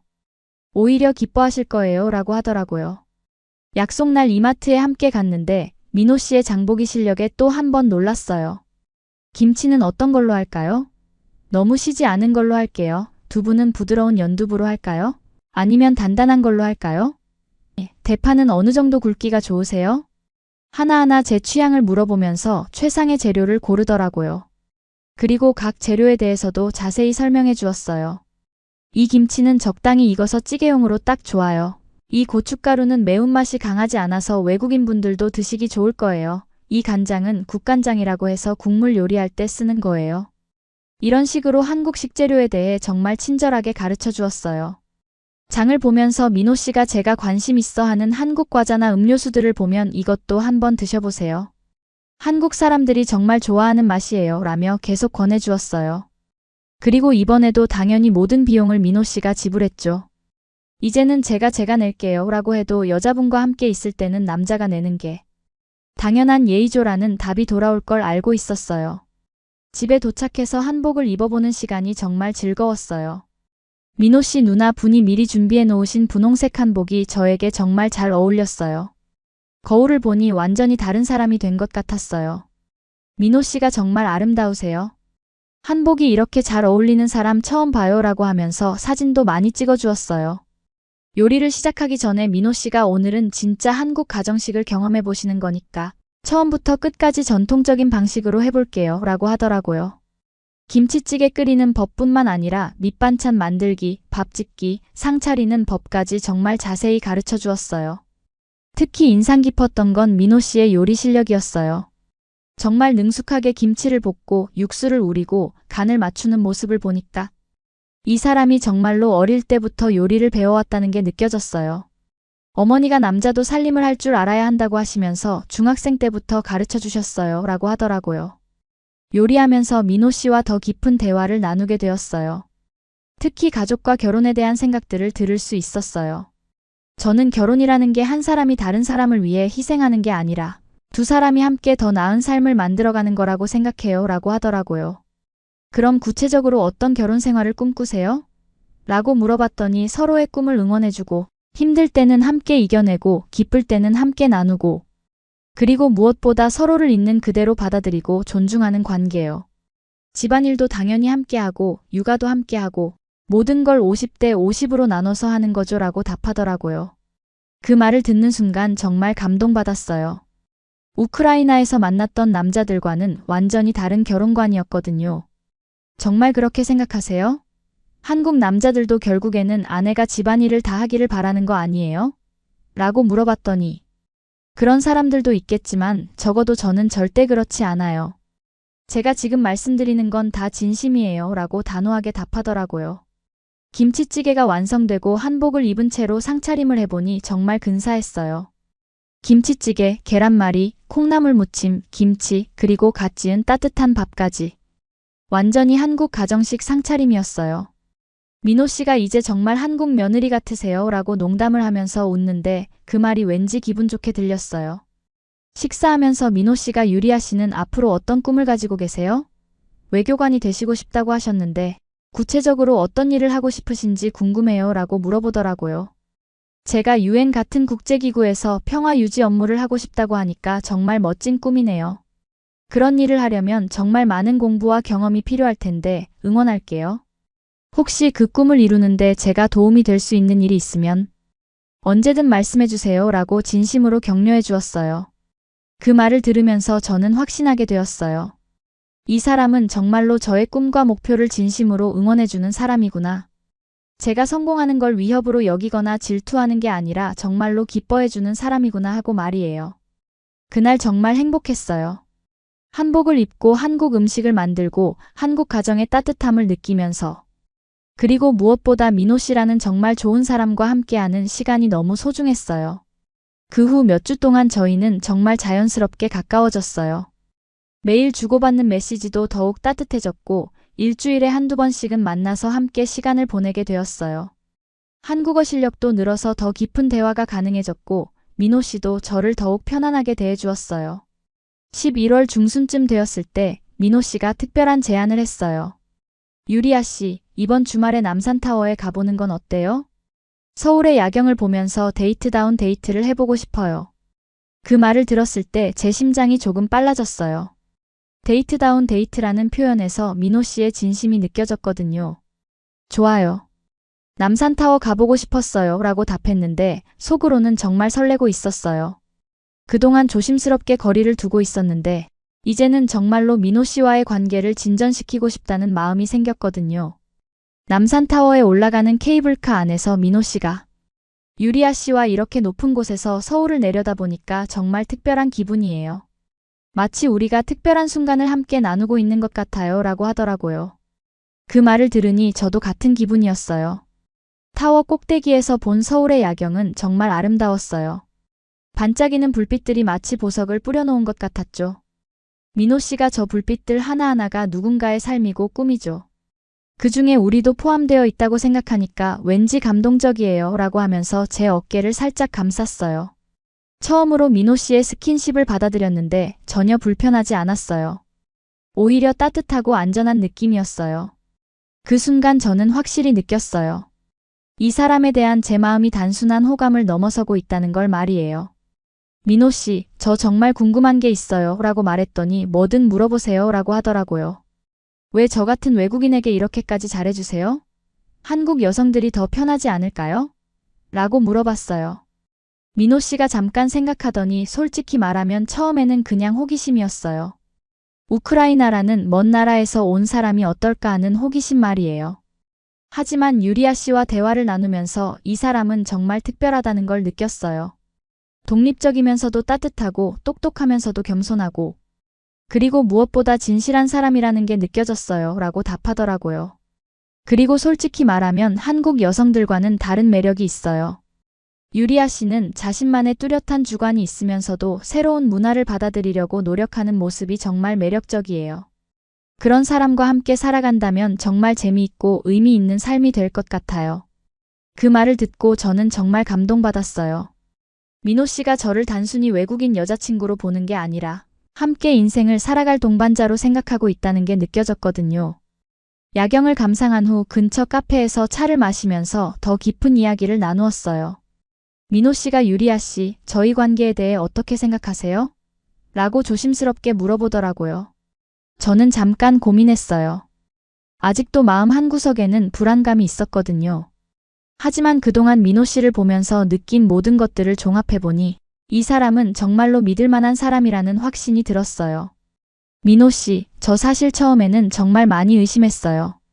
우크라이나에서 나쁜 경험들이 있었거든요.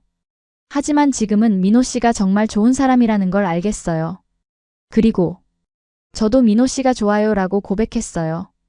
민호 씨 얼굴에 환한 미소가 번졌어요. 정말요? 저도 유리아 씨가 정말 좋아요. 아니, 좋아한다는 표현보다는 사랑한다고 하는 게 맞을 것 같아요 라고 하더라고요. 그 순간 제 심장이 정말 빨리 뛰었어요. 사랑한다는 말을 들으니까 정말 행복했어요. 하지만 동시에 두렵기도 했어요.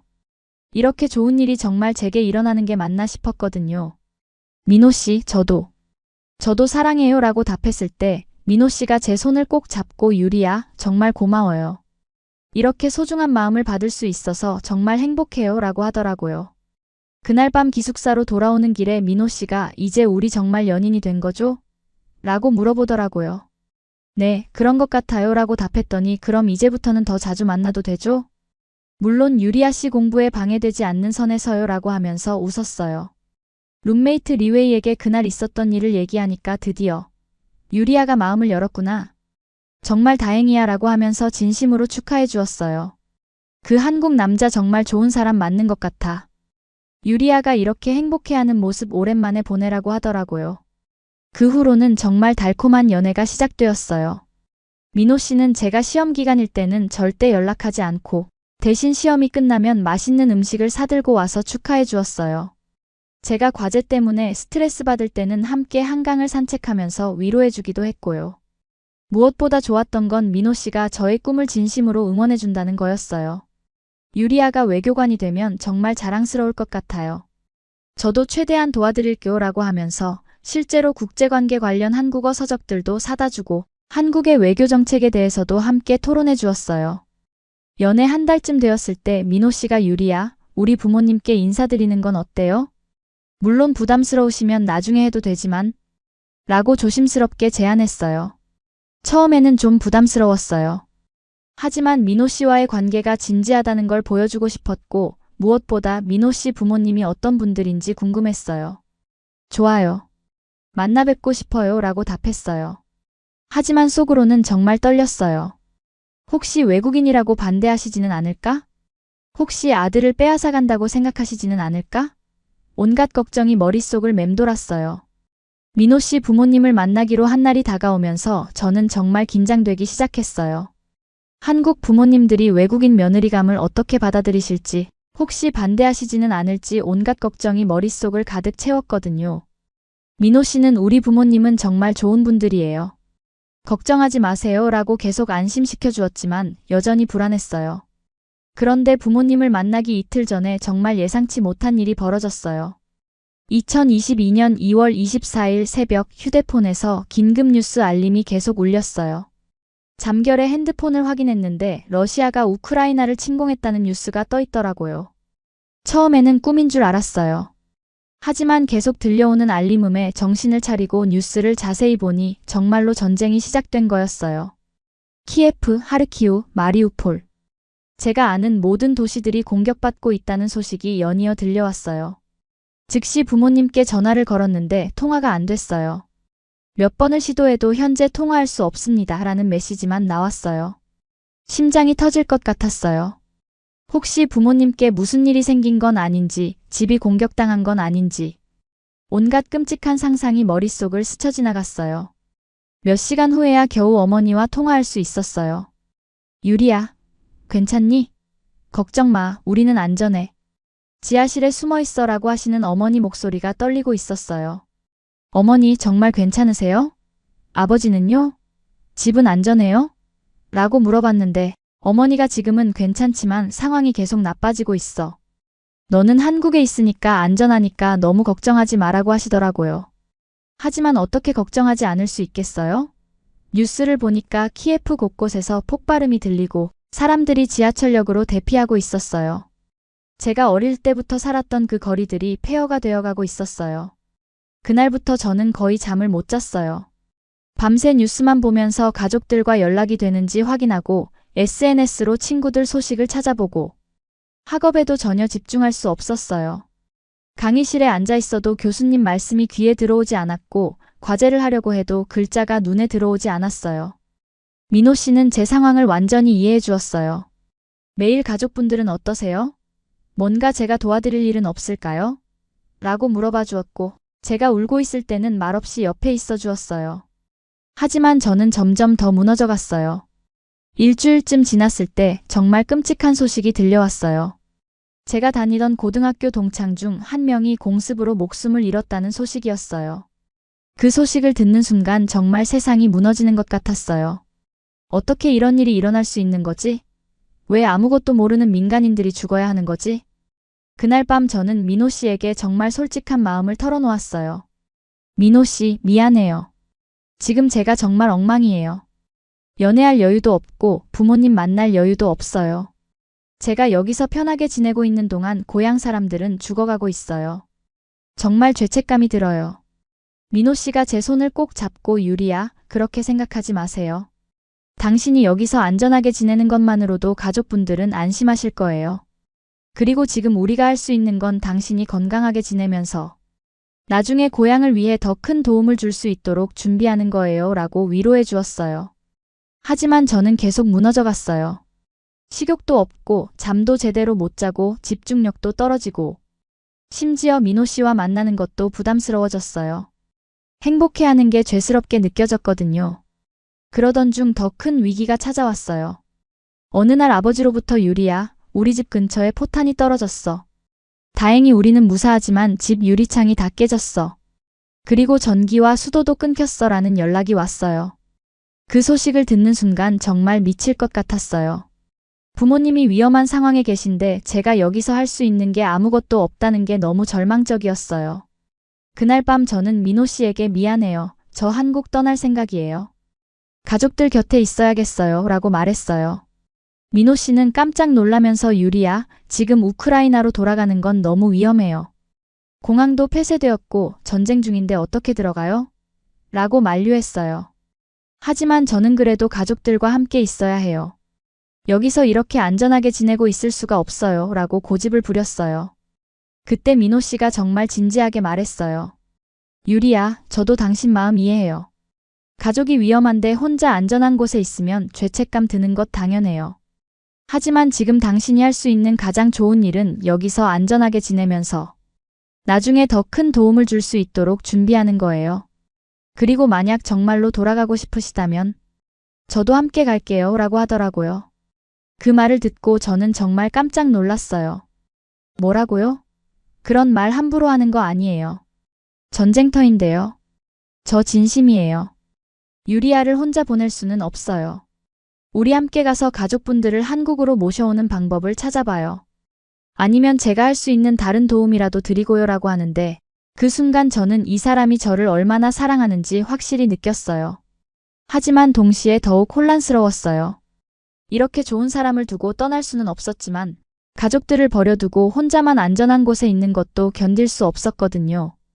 그날 밤은 정말 제 인생에서 가장 힘든 밤이었어요.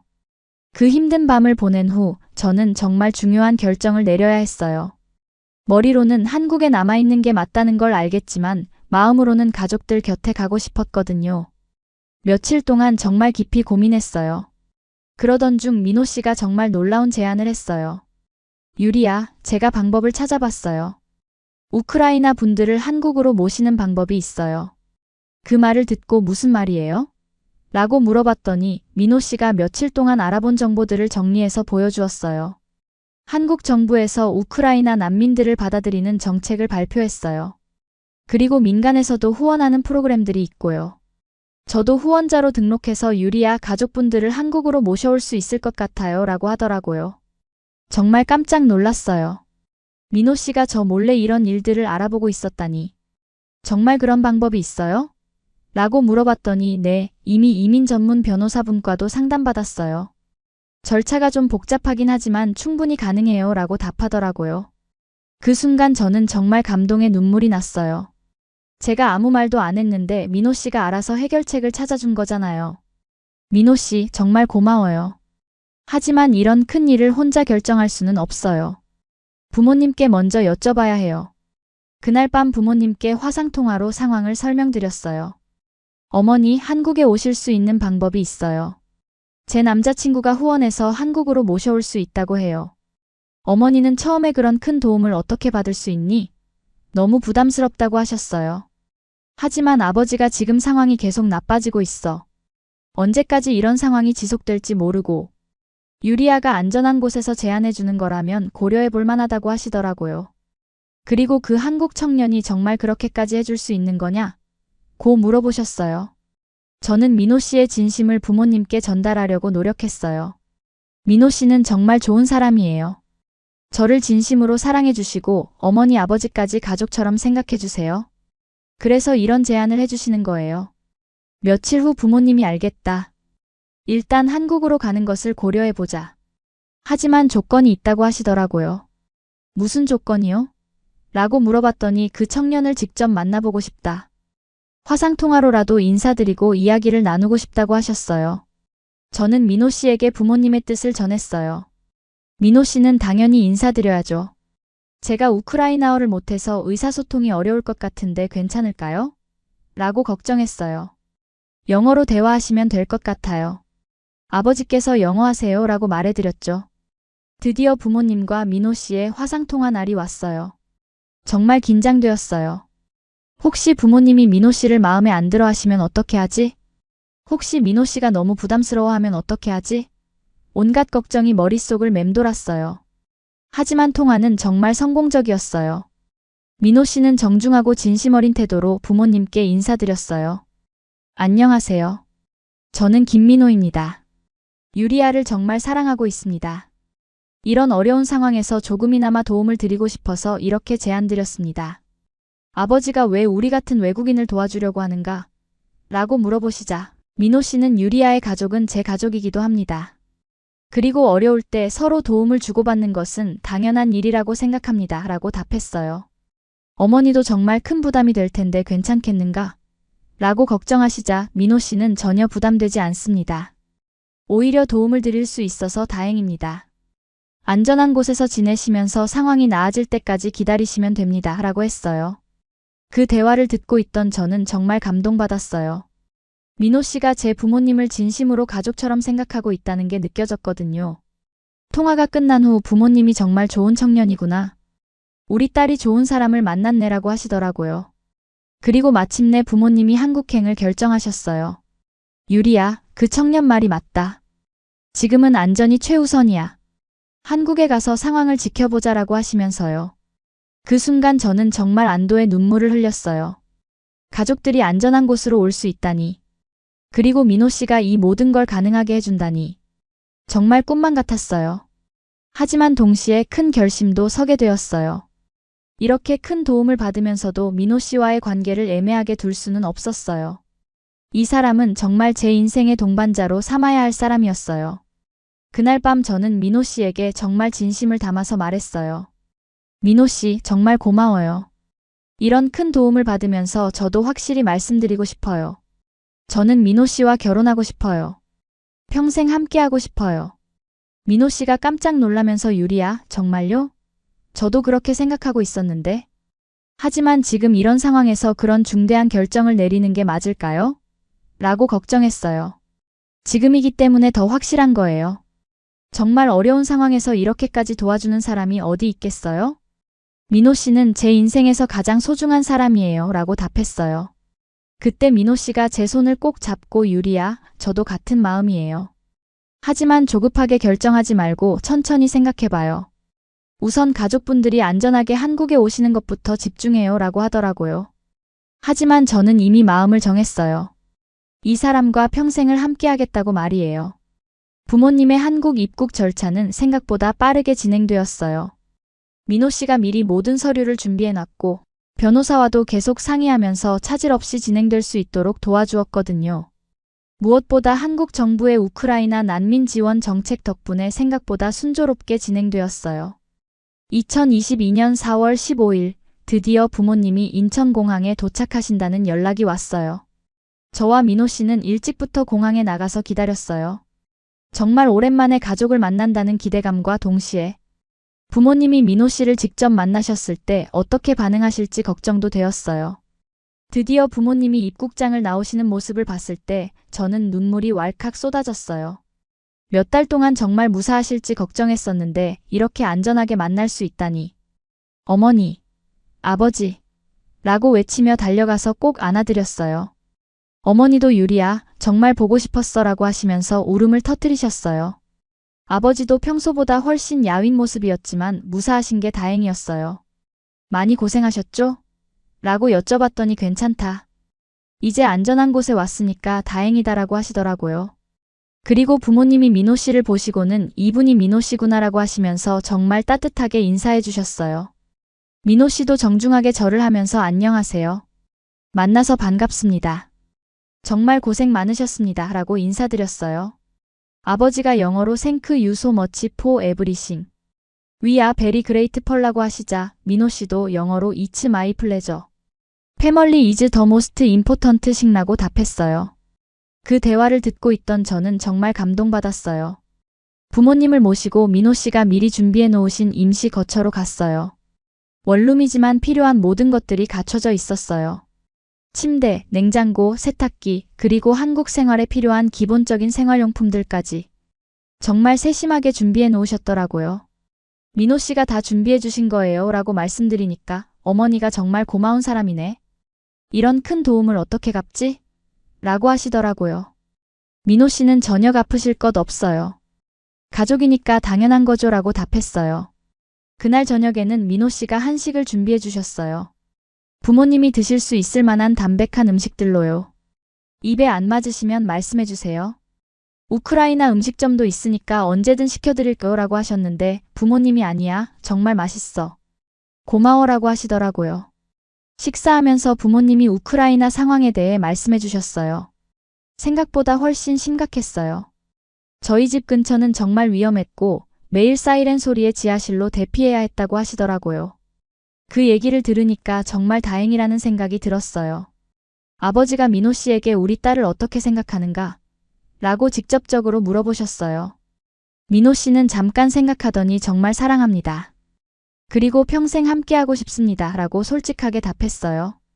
그럼 결혼할 생각이 있는가? 라고 또 물어보시자 민호 씨가 네, 있습니다.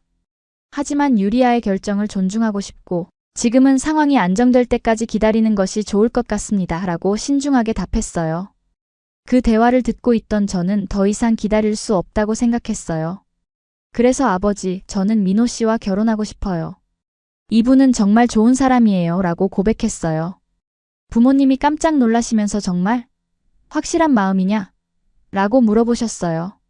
네, 확실해요.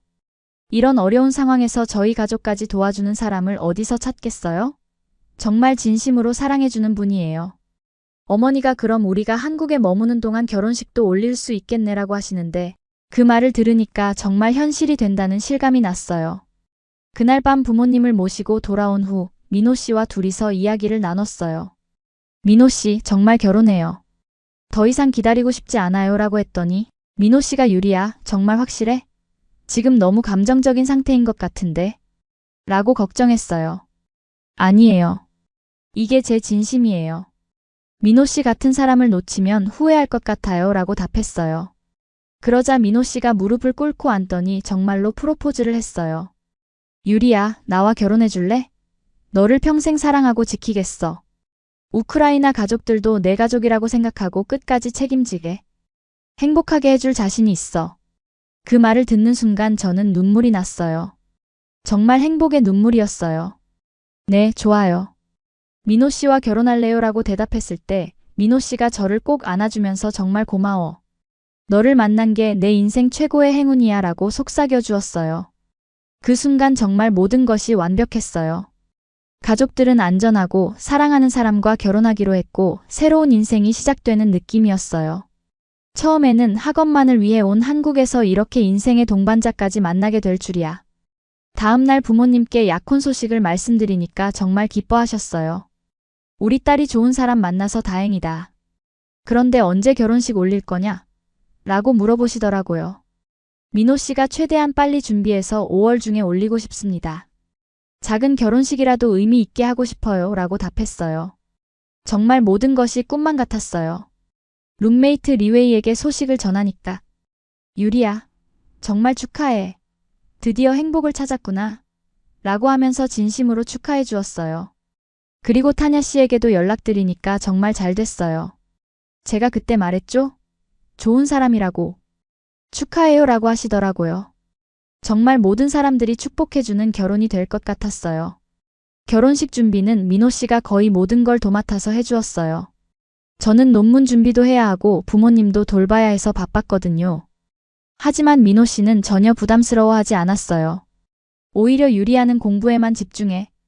결혼 준비는 내가 다 할게 라고 하면서 정말 세심하게 모든 걸 준비해 주었어요. 웨딩드레스 고르기, 예식장 예약, 식단 준비까지. 모든 과정에서 제 의견을 물어봐 주면서도 실질적인 준비는 민호 씨가 다 해주었어요.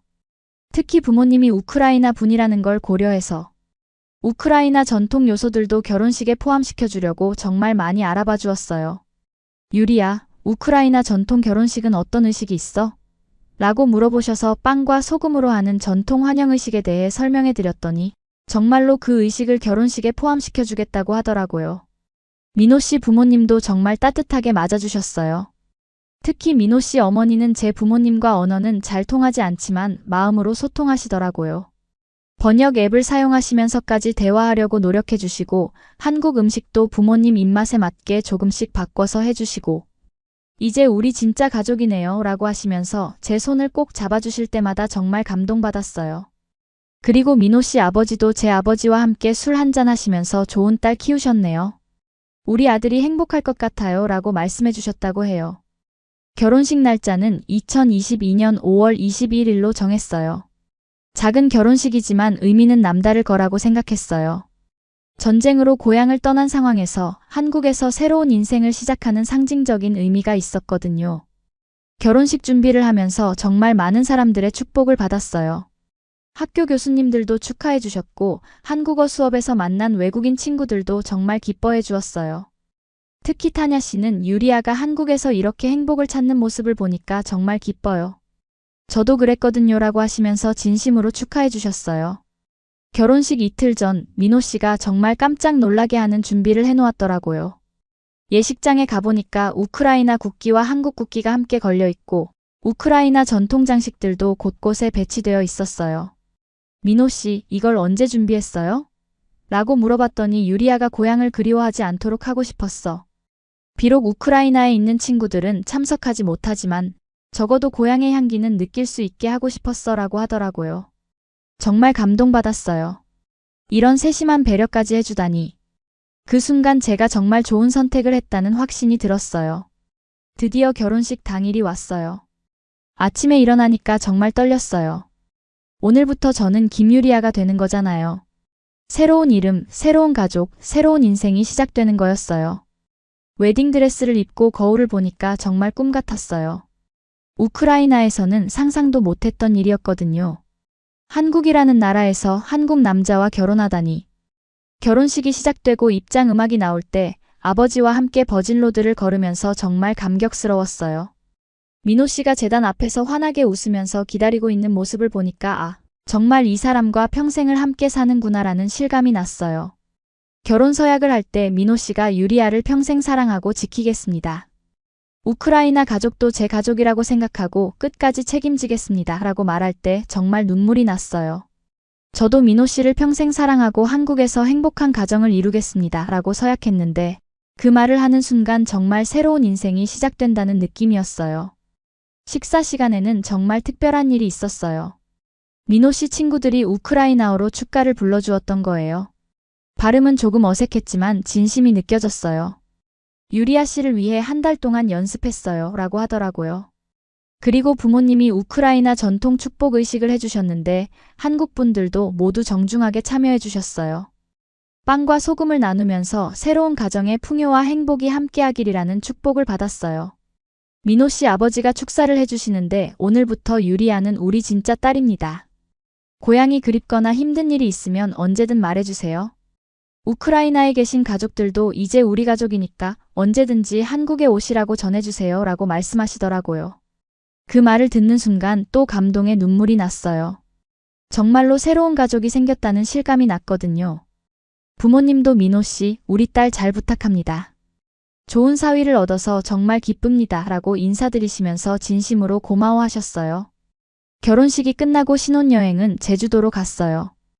부모님을 혼자 두고 갈 수는 없어서 짧게 2박 3일만 다녀오기로 했어요.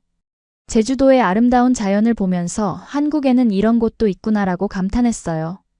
신혼여행에서 민호 씨가 유리야, 정말 행복해. 너와 결혼한 게 내 인생 최고의 선택이야 라고 하더라고요. 저도요. 한국에 와서 민호 씨를 만난 게 정말 행운이에요 라고 답했어요. 제주도에서 찍은 사진들을 SNS에 올리니까 우크라이나에 있는 친구들도 정말 축하해 주었어요. 유리야, 정말 행복해 보여. 축하해. 라는 댓글들이 달렸는데 고향 친구들이 제 행복을 함께 기뻐해 주는 게 정말 고마웠어요. 결혼 후 신혼생활은 정말 제가 꿈꾸던 것보다도 더 행복했어요. 민호 씨는 약속한 대로 저를 정말 소중히 대해 주었어요. 신혼집도 제가 원하는 스타일로 꾸며주었고 우크라이나 전통 소품들도 곳곳에 배치해서 고향의 향수를 달려줄 수 있도록 배려해 주었어요. 무엇보다 좋았던 건 민호 씨가 정말로 집안일을 함께 한다는 것이었어요. 아침에 일어나면 민호 씨가 먼저 일어나서 아침을 준비해주는 날도 많았고 저녁에 퇴근하고 나서도 오늘은 뭐 해먹을까? 라고 물어보면서 함께 요리했어요. 빨래나 청소도 당연히 함께 했어요. 특히 제가 논문 쓰느라 바쁠 때는 민호 씨가 거의 모든 집안일을 도맡아서 해주었어요. 아내가 공부하는데 남편이 집안일 하는 게 당연하지라고 말하는 민호 씨를 보면서 정말 좋은 선택을 했다는 생각을 했어요. 결혼한 지 한 달쯤 되었을 때 정말 의미 있는 일이 있었어요. 민호 씨가 우크라이나 난민 지원 단체에서 자원봉사를 하자고 제안한 거예요. 우리만 행복하면 안 되잖아. 다른 우크라이나 분들도 도와야지라고 하면서요. 그래서 주말마다 함께 자원봉사를 하기 시작했어요. 저는 통역을 도와드리고 민호 씨는 한국 생활 적응에 필요한 실질적인 도움들을 드렸어요. 은행 계좌 개설부터 시작해서 집 구하기, 일자리 찾기까지 정말 다양한 일들을 도와드렸어요. 그 과정에서 정말 많은 우크라이나 분들을 만났는데 모두들 저희 부부를 보면서 희망이 보인다고 하시더라고요. 유리아 부부처럼 한국에서 새로운 삶을 시작할 수 있을 것 같다고 하시면서 격려받기도 했어요. 특히 인상 깊었던 건 올가라는 50대 우크라이나 여성분이었어요. 혼자서 한국에 오셨는데 언어도 안 통하고 문화도 달라서 정말 힘들어하고 계셨거든요. 저희가 여러 번 도와드렸는데 나중에 한국어를 배우셔서 한국 회사에 취업까지 하셨어요. 그분이 유리아 덕분에 한국에서 새로운 희망을 찾았어요. 정말 고마워요 라고 하실 때 저도 정말 뿌듯했어요. 제가 받은 도움을 다른 분들께도 나눌 수 있다는 게 의미 있었거든요. 이런 활동들이 알려지면서 한국 언론에서도 관심을 가져주었어요. 어느 날 KBS에서 연락이 와서 우크라이나 난민 지원 활동과 국제 결혼에 대한 인터뷰를 요청하더라고요. 처음에는 방송에 나가는 게 부담스러웠지만 민호 씨가 우리 이야기가 다른 분들에게 희망이 될 수 있을 것 같아라고 설득해서 나가게 되었어요. 방송에서 저희 사랑 이야기와 자원봉사 활동에 대해 인터뷰했는데 반응이 정말 좋았어요. 특히 한국 남성과 우크라이나 여성의 행복한 결혼이라는 주제로 다뤄지면서 많은 분들이 관심을 가져주셨어요. 방송 이후에 정말 많은 연락이 왔어요. 우크라이나에서 한국 유학을 고려하는 분들, 국제 결혼을 생각하는 한국 남성분들, 그리고 이미 한국에 와 있는 우크라이나 분들까지 정말 다양한 분들이 조언을 구하셨어요. 그 중에서 가장 기억에 남는 건 안나라는 25살 우크라이나 여성이었어요. 저와 비슷하게 한국 유학을 준비하고 있었는데 전쟁 때문에 가족들이 걱정해서 반대하고 계신다고 하더라고요. 안나에게 제 경험을 들려주고 한국이 얼마나 안전하고 좋은 나라인지 설명해 드렸어요. 그리고 부모님께도 화상통화로 인사드리면서 한국 생활에 대해 자세히 설명해 드렸죠. 결국 안나도 한국에 오게 되었고 지금은 연세대학교에서 경영학을 공부하고 있어요. 가끔 저희 집에 놀러와서 한국 생활 이야기를 나누곤 해요. 유리아 언니 덕분에 한국에 올 수 있었어요 라고 할 때마다 정말 뿌듯해요. 이런 활동들을 통해서 저는 새로운 꿈도 생겼어요. 원래는 UN 같은 국제기구에서 일하고 싶었는데 이제는 한국과 우크라이나 사이의 교량 역할을 하고 싶다는 생각이 들었어요. 민호 씨에게 이런 생각을 말했더니 정말 좋은 생각이야. 유리아만큼 양국의 문화를 깊이 이해하는 사람이 없을 거야. 나도 최대한 도와줄게 라고 응원해 주었어요. 그래서 대학원에서의 논문 주제도 우크라이나 문화교류와 상호 이해 증진 방안으로 정했어요. 지도 교수님도 정말 의미 있는 연구 주제라고 하시면서 적극 지원해 주셨어요. 연구를 진행하면서 정말 흥미로운 사실들을 많이 발견했어요. 한국과 우크라이나가 지리적으로는 멀리 떨어져 있지만 문화적으로 공통점이 많다는 걸 알게 되었거든요. 가족을 중시하는 문화, 교육열, 그리고 어려운 역사를 극복한 강인함까지 정말 비슷한 점이 많았어요. 이런 연구 결과를 바탕으로 학회에서 발표도 하고 관련 기관에서 강연도 했어요. 그럴 때마다 한국과 우크라이나의 우정을 상징하는 커플이라는 소개를 받곤 했는데 그럴 때마다 정말 자랑스러웠어요. 특히 주한 우크라이나 대사관에서 연락이 와서 한- 우크라이나 친선대사 역할을 해달라고 요청받았을 때는 정말 영광이었어요. 공식적으로 두 나라 사이의 교량 역할을 할 수 있게 된 거였거든요. 민호 씨도 이런 제 활동을 정말 자랑스러워해요. 내 아내가 이렇게 의미 있는 일을 하니까 정말 뿌듯해라고 하면서 바쁜 일정 때문에 집을 비우는 일이 많아도 전혀 불평하지 않아요. 오히려 유리아가 하는 일이 정말 중요한 일이니까 나는 집에서 유리아를 뒷받침해 줄게라고 하면서 더욱 적극적으로 도와주어요. 이제는 한국이 정말 제 진짜 고향이 된 것 같아요. 우크라이나에서 태어나고 자랐지만 한국에서 진정한 사랑을 찾았고 의미 있는 일을 하고 있으니까요. 결혼한 지 8개월이 지난 지금 저는 정말 완전히 다른 사람이 된 것 같아요. 과거에 제가 결혼에 대해 가졌던 모든 부정적인 생각들이 완전히 바뀌었거든요. 결혼이 희생이 아니라 함께 성장하고 행복을 만들어가는 아름다운 동반자 관계라는 걸 민호 씨와의 생활을 통해 확실히 깨달았어요. 매일 아침 일어나는 것부터가 행복해요. 민호 씨가 좋은 아침이야. 내 사랑라고 인사해주면서 하루를 시작하는데 그 순간마다 내가 정말 사랑받고 있구나라는 걸 느껴요. 그리고 함께 아침을 준비하면서 하루 계획을 나누고 서로 응원하면서 각자의 일터로 향하는 모든 과정이 너무 자연스럽고 행복해요. 한국어 실력도 정말 많이 늘었어요. 이제는 일상 대화는 물론이고 학술적인 토론까지 한국어로 할 수 있게 되었거든요. 민호 씨가 유리아 한국어가 이제 한국 사람보다 더 정확해라고 놀릴 정도예요. 특히 민호 씨 가족분들과 대화할 때도 번역 앱 없이도 자연스럽게 소통할 수 있게 되어서 정말 뿌듯해요. 무엇보다 제 성격이 많이 부드러워진 것 같아요. 예전에는 항상 방어적이고 경계심이 많았는데 이제는 사람들을 더 쉽게 믿고 받아들일 수 있게 되었어요. 민호 씨와 그 가족분들의 따뜻한 사랑 덕분에 마음의 벽들이 허물어진 것 같아요. 한국 사람들의 정서도 많이 이해하게 되었어요. 처음에는 한국인들의 정이라는 개념이 이해하기 어려웠는데 이제는 그것이 얼마나 아름다운 문화인지 알겠어요. 서로를 가족처럼 챙기고 어려울 때 자연스럽게 도움을 주고받는 문화가 정말 특별하다고 생각해요. 동네 아주머니들이 저를 우크라이나에서 온 며느리라고 부르시면서 정말 친딸처럼 챙겨주세요. 마트에서 장을 볼 때도 이건 이렇게 요리하면 맛있어. 이 고기는 이렇게 재워두면 더 부드러워져라면서 한국 요리법을 친절하게 알려주시고요. 명절 때는 우리 집에서 함께 차례 지내자라고 초대해 주시기도 해요. 이런 경험들을 통해 한국이 정말 따뜻한 나라라는 걸 매일 느껴요. 외국인이라고 차별하기보다는 우리 동네 사람으로 받아들여 주시는 분들이 정말 많거든요. 요즘은 요리 실력도 많이 늘었어요. 김치찌개, 된장국, 불고기는 이제 민호 씨보다도 더 맛있게 만들어요. 민호 씨가 유리아가 만든 한국 음식이 세상에서 제일 맛있어라고 하면서 정말 맛있게 먹어주는 모습을 보면 너무 뿌듯해요. 동시에 우크라이나 전통 음식들도 민호 씨에게 가르쳐주고 있어요. 이제 민호 씨도 보르시와 바레니키를 정말 잘 만들어요. 대학원 공부도 순조롭게 진행되고 있어요. 한-우크라이나 문화교류를 주제로 한 제 연구가 학계에서도 주목받고 있어서 정말 뿌듯해요. 최근에는 국제학술대회에서 발표 기회도 얻었고 관련 논문도 여러 편 발표했어요. 특히 제가 직접 경험한 국제결혼과 문화 적응 과정을 학술적으로 분석한 논문이 많은 관심을 받았어요. 실제 경험을 바탕으로 한 생생한 연구라는 평가를 받으면서 앞으로 이 분야의 전문가가 될 수 있겠다는 자신감도 생겼어요.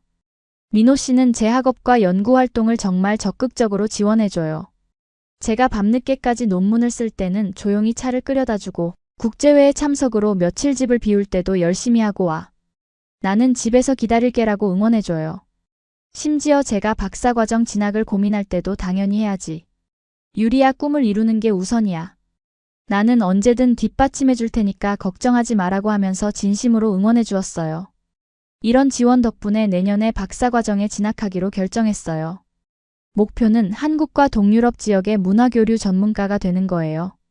그리고 언젠가는 한국의 대학에서 교수로 일하면서 두 지역의 상호 이해를 증진시키는 연구를 계속하고 싶어요. 가족 관계도 정말 좋아요. 부모님은 이제 한국 생활에 완전히 적응하셨어요.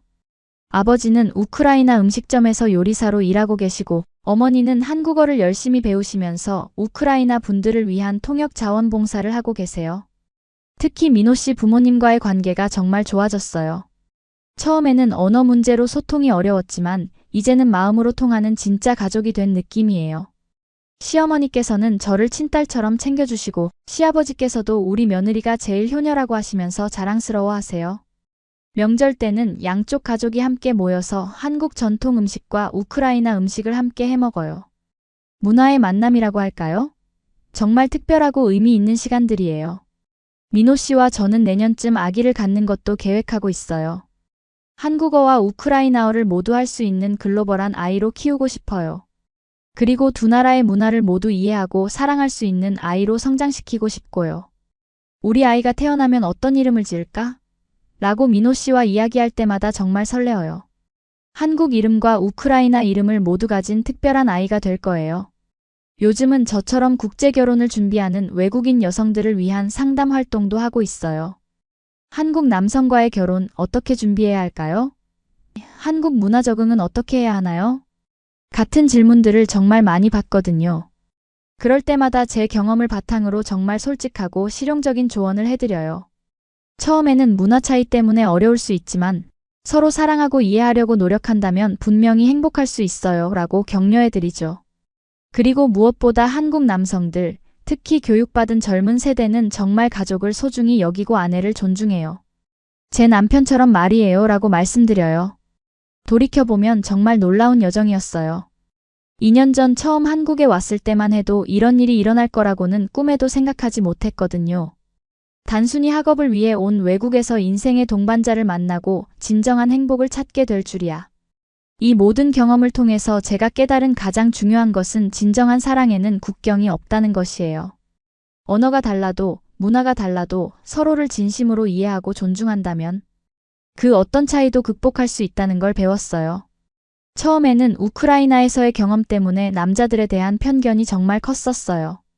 어차피 다 똑같을 거야. 결혼하면 결국 여자가 희생해야 해라는 생각이 머릿속에 굳게 박혀 있었거든요. 하지만 민호 씨를 만나면서 그런 편견들이 얼마나 잘못된 것이었는지 깨달았어요. 모든 남자가 똑같은 건 아니에요. 정말 좋은 사람들이 있고 진심으로 상대방을 존중하고 사랑할 줄 아는 사람들이 있어요. 특히 한국의 젊은 남성들은 이전 세대와는 정말 많이 달라졌다는 걸 느꼈어요. 가사 분담이나 육아 참여에 대한 인식이 완전히 바뀌었고 여성을 진정한 동등한 파트너로 생각하는 분들이 많더라고요. 그리고 한국이라는 나라에 대해서도 완전히 새로운 시각을 갖게 되었어요. 처음에는 단순히 경제적으로 발전한 아시아 국가 정도로만 생각했는데 실제로 살아보니 정말 따뜻하고 아름다운 나라더라고요. 한국 사람들의 정이라는 문화, 어려운 사람을 자연스럽게 도와주는 마음, 가족을 소중히 여기는 문화. 이런 것들이 정말 특별하다고 생각해요. 그리고 무엇보다 외국인에게도 마음을 열고 진심으로 받아들여주는 포용력이 대단해요. 물론 처음에는 어려움도 많았어요. 언어 문제, 문화 차이, 음식 적응. 하지만 그런 어려움들도 주변 사람들의 도움과 사랑으로 충분히 극복할 수 있었어요. 특히 민호 씨가 정말 끈기 있게 도와주고 기다려준 덕분에 한국 생활에 완전히 적응할 수 있었고요. 지금은 한국이 정말 제 진짜 고향이 된 것 같아요. 우크라이나에서 태어나고 자랐지만 한국에서 진정한 사랑을 찾았고 의미 있는 일을 하고 있으니까요. 그리고 양쪽 모두를 고향으로 생각할 수 있다는 게 정말 특별한 축복이라고 생각해요. 혹시 지금 이 영상을 보시는 분들 중에서도 국제 결혼이나 외국인과의 사랑을 고민하고 계신 분이 있으실까요? 그렇다면 제가 감히 조언드리고 싶은 것은 국적이나 문화의 차이보다는 그 사람의 진심과 인품을 더 중요하게 생각하라는 것이에요. 물론 문화적 차이는 분명히 있을 거예요. 처음에는 서로를 이해하기 어려운 순간들도 있을 거고요. 하지만 서로 사랑하고 존중한다면, 그리고 서로의 차이점을 인정하고 배우려고 노력한다면 그런 차이들이 오히려 관계를 더욱 풍성하게 만들어줄 수 있어요. 제 경우에도 민호 씨와 저는 정말 다른 문화에서 자라왔지만 그런 차이점들 덕분에 서로에게 더 많은 것을 배울 수 있었어요. 저는 한국의 가족 중심 문화와 배려하는 마음을 배웠고, 민호 씨는 우크라이나의 독립적인 사고와 직설적인 소통 방식을 배웠거든요. 그리고 한국 남성분들께도 말씀드리고 싶어요. 외국인 여성과의 만남을 두려워하지 마세요. 언어가 조금 서툴러도 문화가 달라도 진심으로 소통하려고 노력한다면 분명히 아름다운 관계를 만들 수 있어요. 저희 부부가 그 증거예요. 다만 중요한 건 상대방을 진정으로 존중하고 이해하려는 마음이에요. 단순히 외국인이라는 호기심이나 새로움 때문이 아니라 그 사람 자체를 사랑할 수 있어야 해요. 그리고 상대방의 문화와 가족도 함께 받아들일 수 있는 포용력이 있어야 하고요. 제가 민호 씨에게 완전히 마음을 열게 된 이유도 바로 그런 점들 때문이었어요. 민호 씨는 저를 이국적인 외국인 여자로 보는 게 아니라 유리아라는 한 사람으로 봐주었거든요. 그리고 제 가족과 문화까지 진심으로 받아들여 주었고요. 또한 이미 한국에서 생활하고 계신 외국인 여성분들께도 말씀드리고 싶어요. 처음에는 모든 게 낯설고 어려울 거예요. 저도 그랬거든요. 하지만 포기하지 말고 조금씩 적응해 나가시길 바라요. 한국 사람들은 정말 따뜻하고 친절한 분들이 많으니까 언젠가는 분명히 이곳을 고향처럼 느끼실 수 있을 거예요. 그리고 무엇보다 자신감을 잃지 마세요. 여러분이 가진 다양한 문화적 배경과 경험들이 한국 사회에 정말 소중한 기여를 할 수 있거든요. 저도 제가 가진 우크라이나에서의 경험들이 한국에서 의미 있는 일을 하는데 큰 도움이 되고 있어요. 마지막으로 사랑하는 민호 씨에게 다시 한번 고마움을 전하고 싶어요. 처음 만났을 때 경계심 가득한 저를 끝까지 기다려주고 이해해준 것, 제 가족까지 자신의 가족처럼 받아들여준 것, 그리고 지금도 제 꿈을 응원하고 뒷받침해주는 것, 정말 감사해요. 민호 씨 덕분에 저는 진정한 사랑이 무엇인지 배웠고, 한국이라는 아름다운 나라에서 새로운 인생을 시작할 수 있었어요. 이 이야기가 지금 어디선가 사랑을 찾고 있는 분들에게 조금이나마 희망과 용기가 되었으면 정말 좋겠어요. 진정한 사랑은 분명히 존재하고 여러분도 반드시 그런 사랑을 찾을 수 있을 거예요. 혹시 이 영상이 마음에 드셨다면 좋아요 버튼을 눌러주시고 구독도 부탁드려요. 그리고 댓글로 여러분의 생각이나 경험도 들려주세요. 국제연애나 국제결혼에 대한 궁금한 점이 있으시면 언제든 댓글로 질문해주시고 비슷한 경험이 있으시면 그 이야기도 나눠주세요. 여러분의 소중한 이야기들을 기다리고 있겠습니다. 그리고 이 영상을 주변에 국제연애를 고민하고 있는 분들이나 외국인 친구들에게도 공유해주세요. 더 많은 분들이 사랑에는 국경이 없다는 것을 알게 되었으면 좋겠어요. 긴 시간 동안 제 진심 어린 이야기를 끝까지 들어주셔서 정말 감사합니다. 여러분 모두 행복하시길 바라며 언젠가 여러분의 아름다운 사랑 이야기도 들을 수 있기를 기대하겠어요. 감사합니다.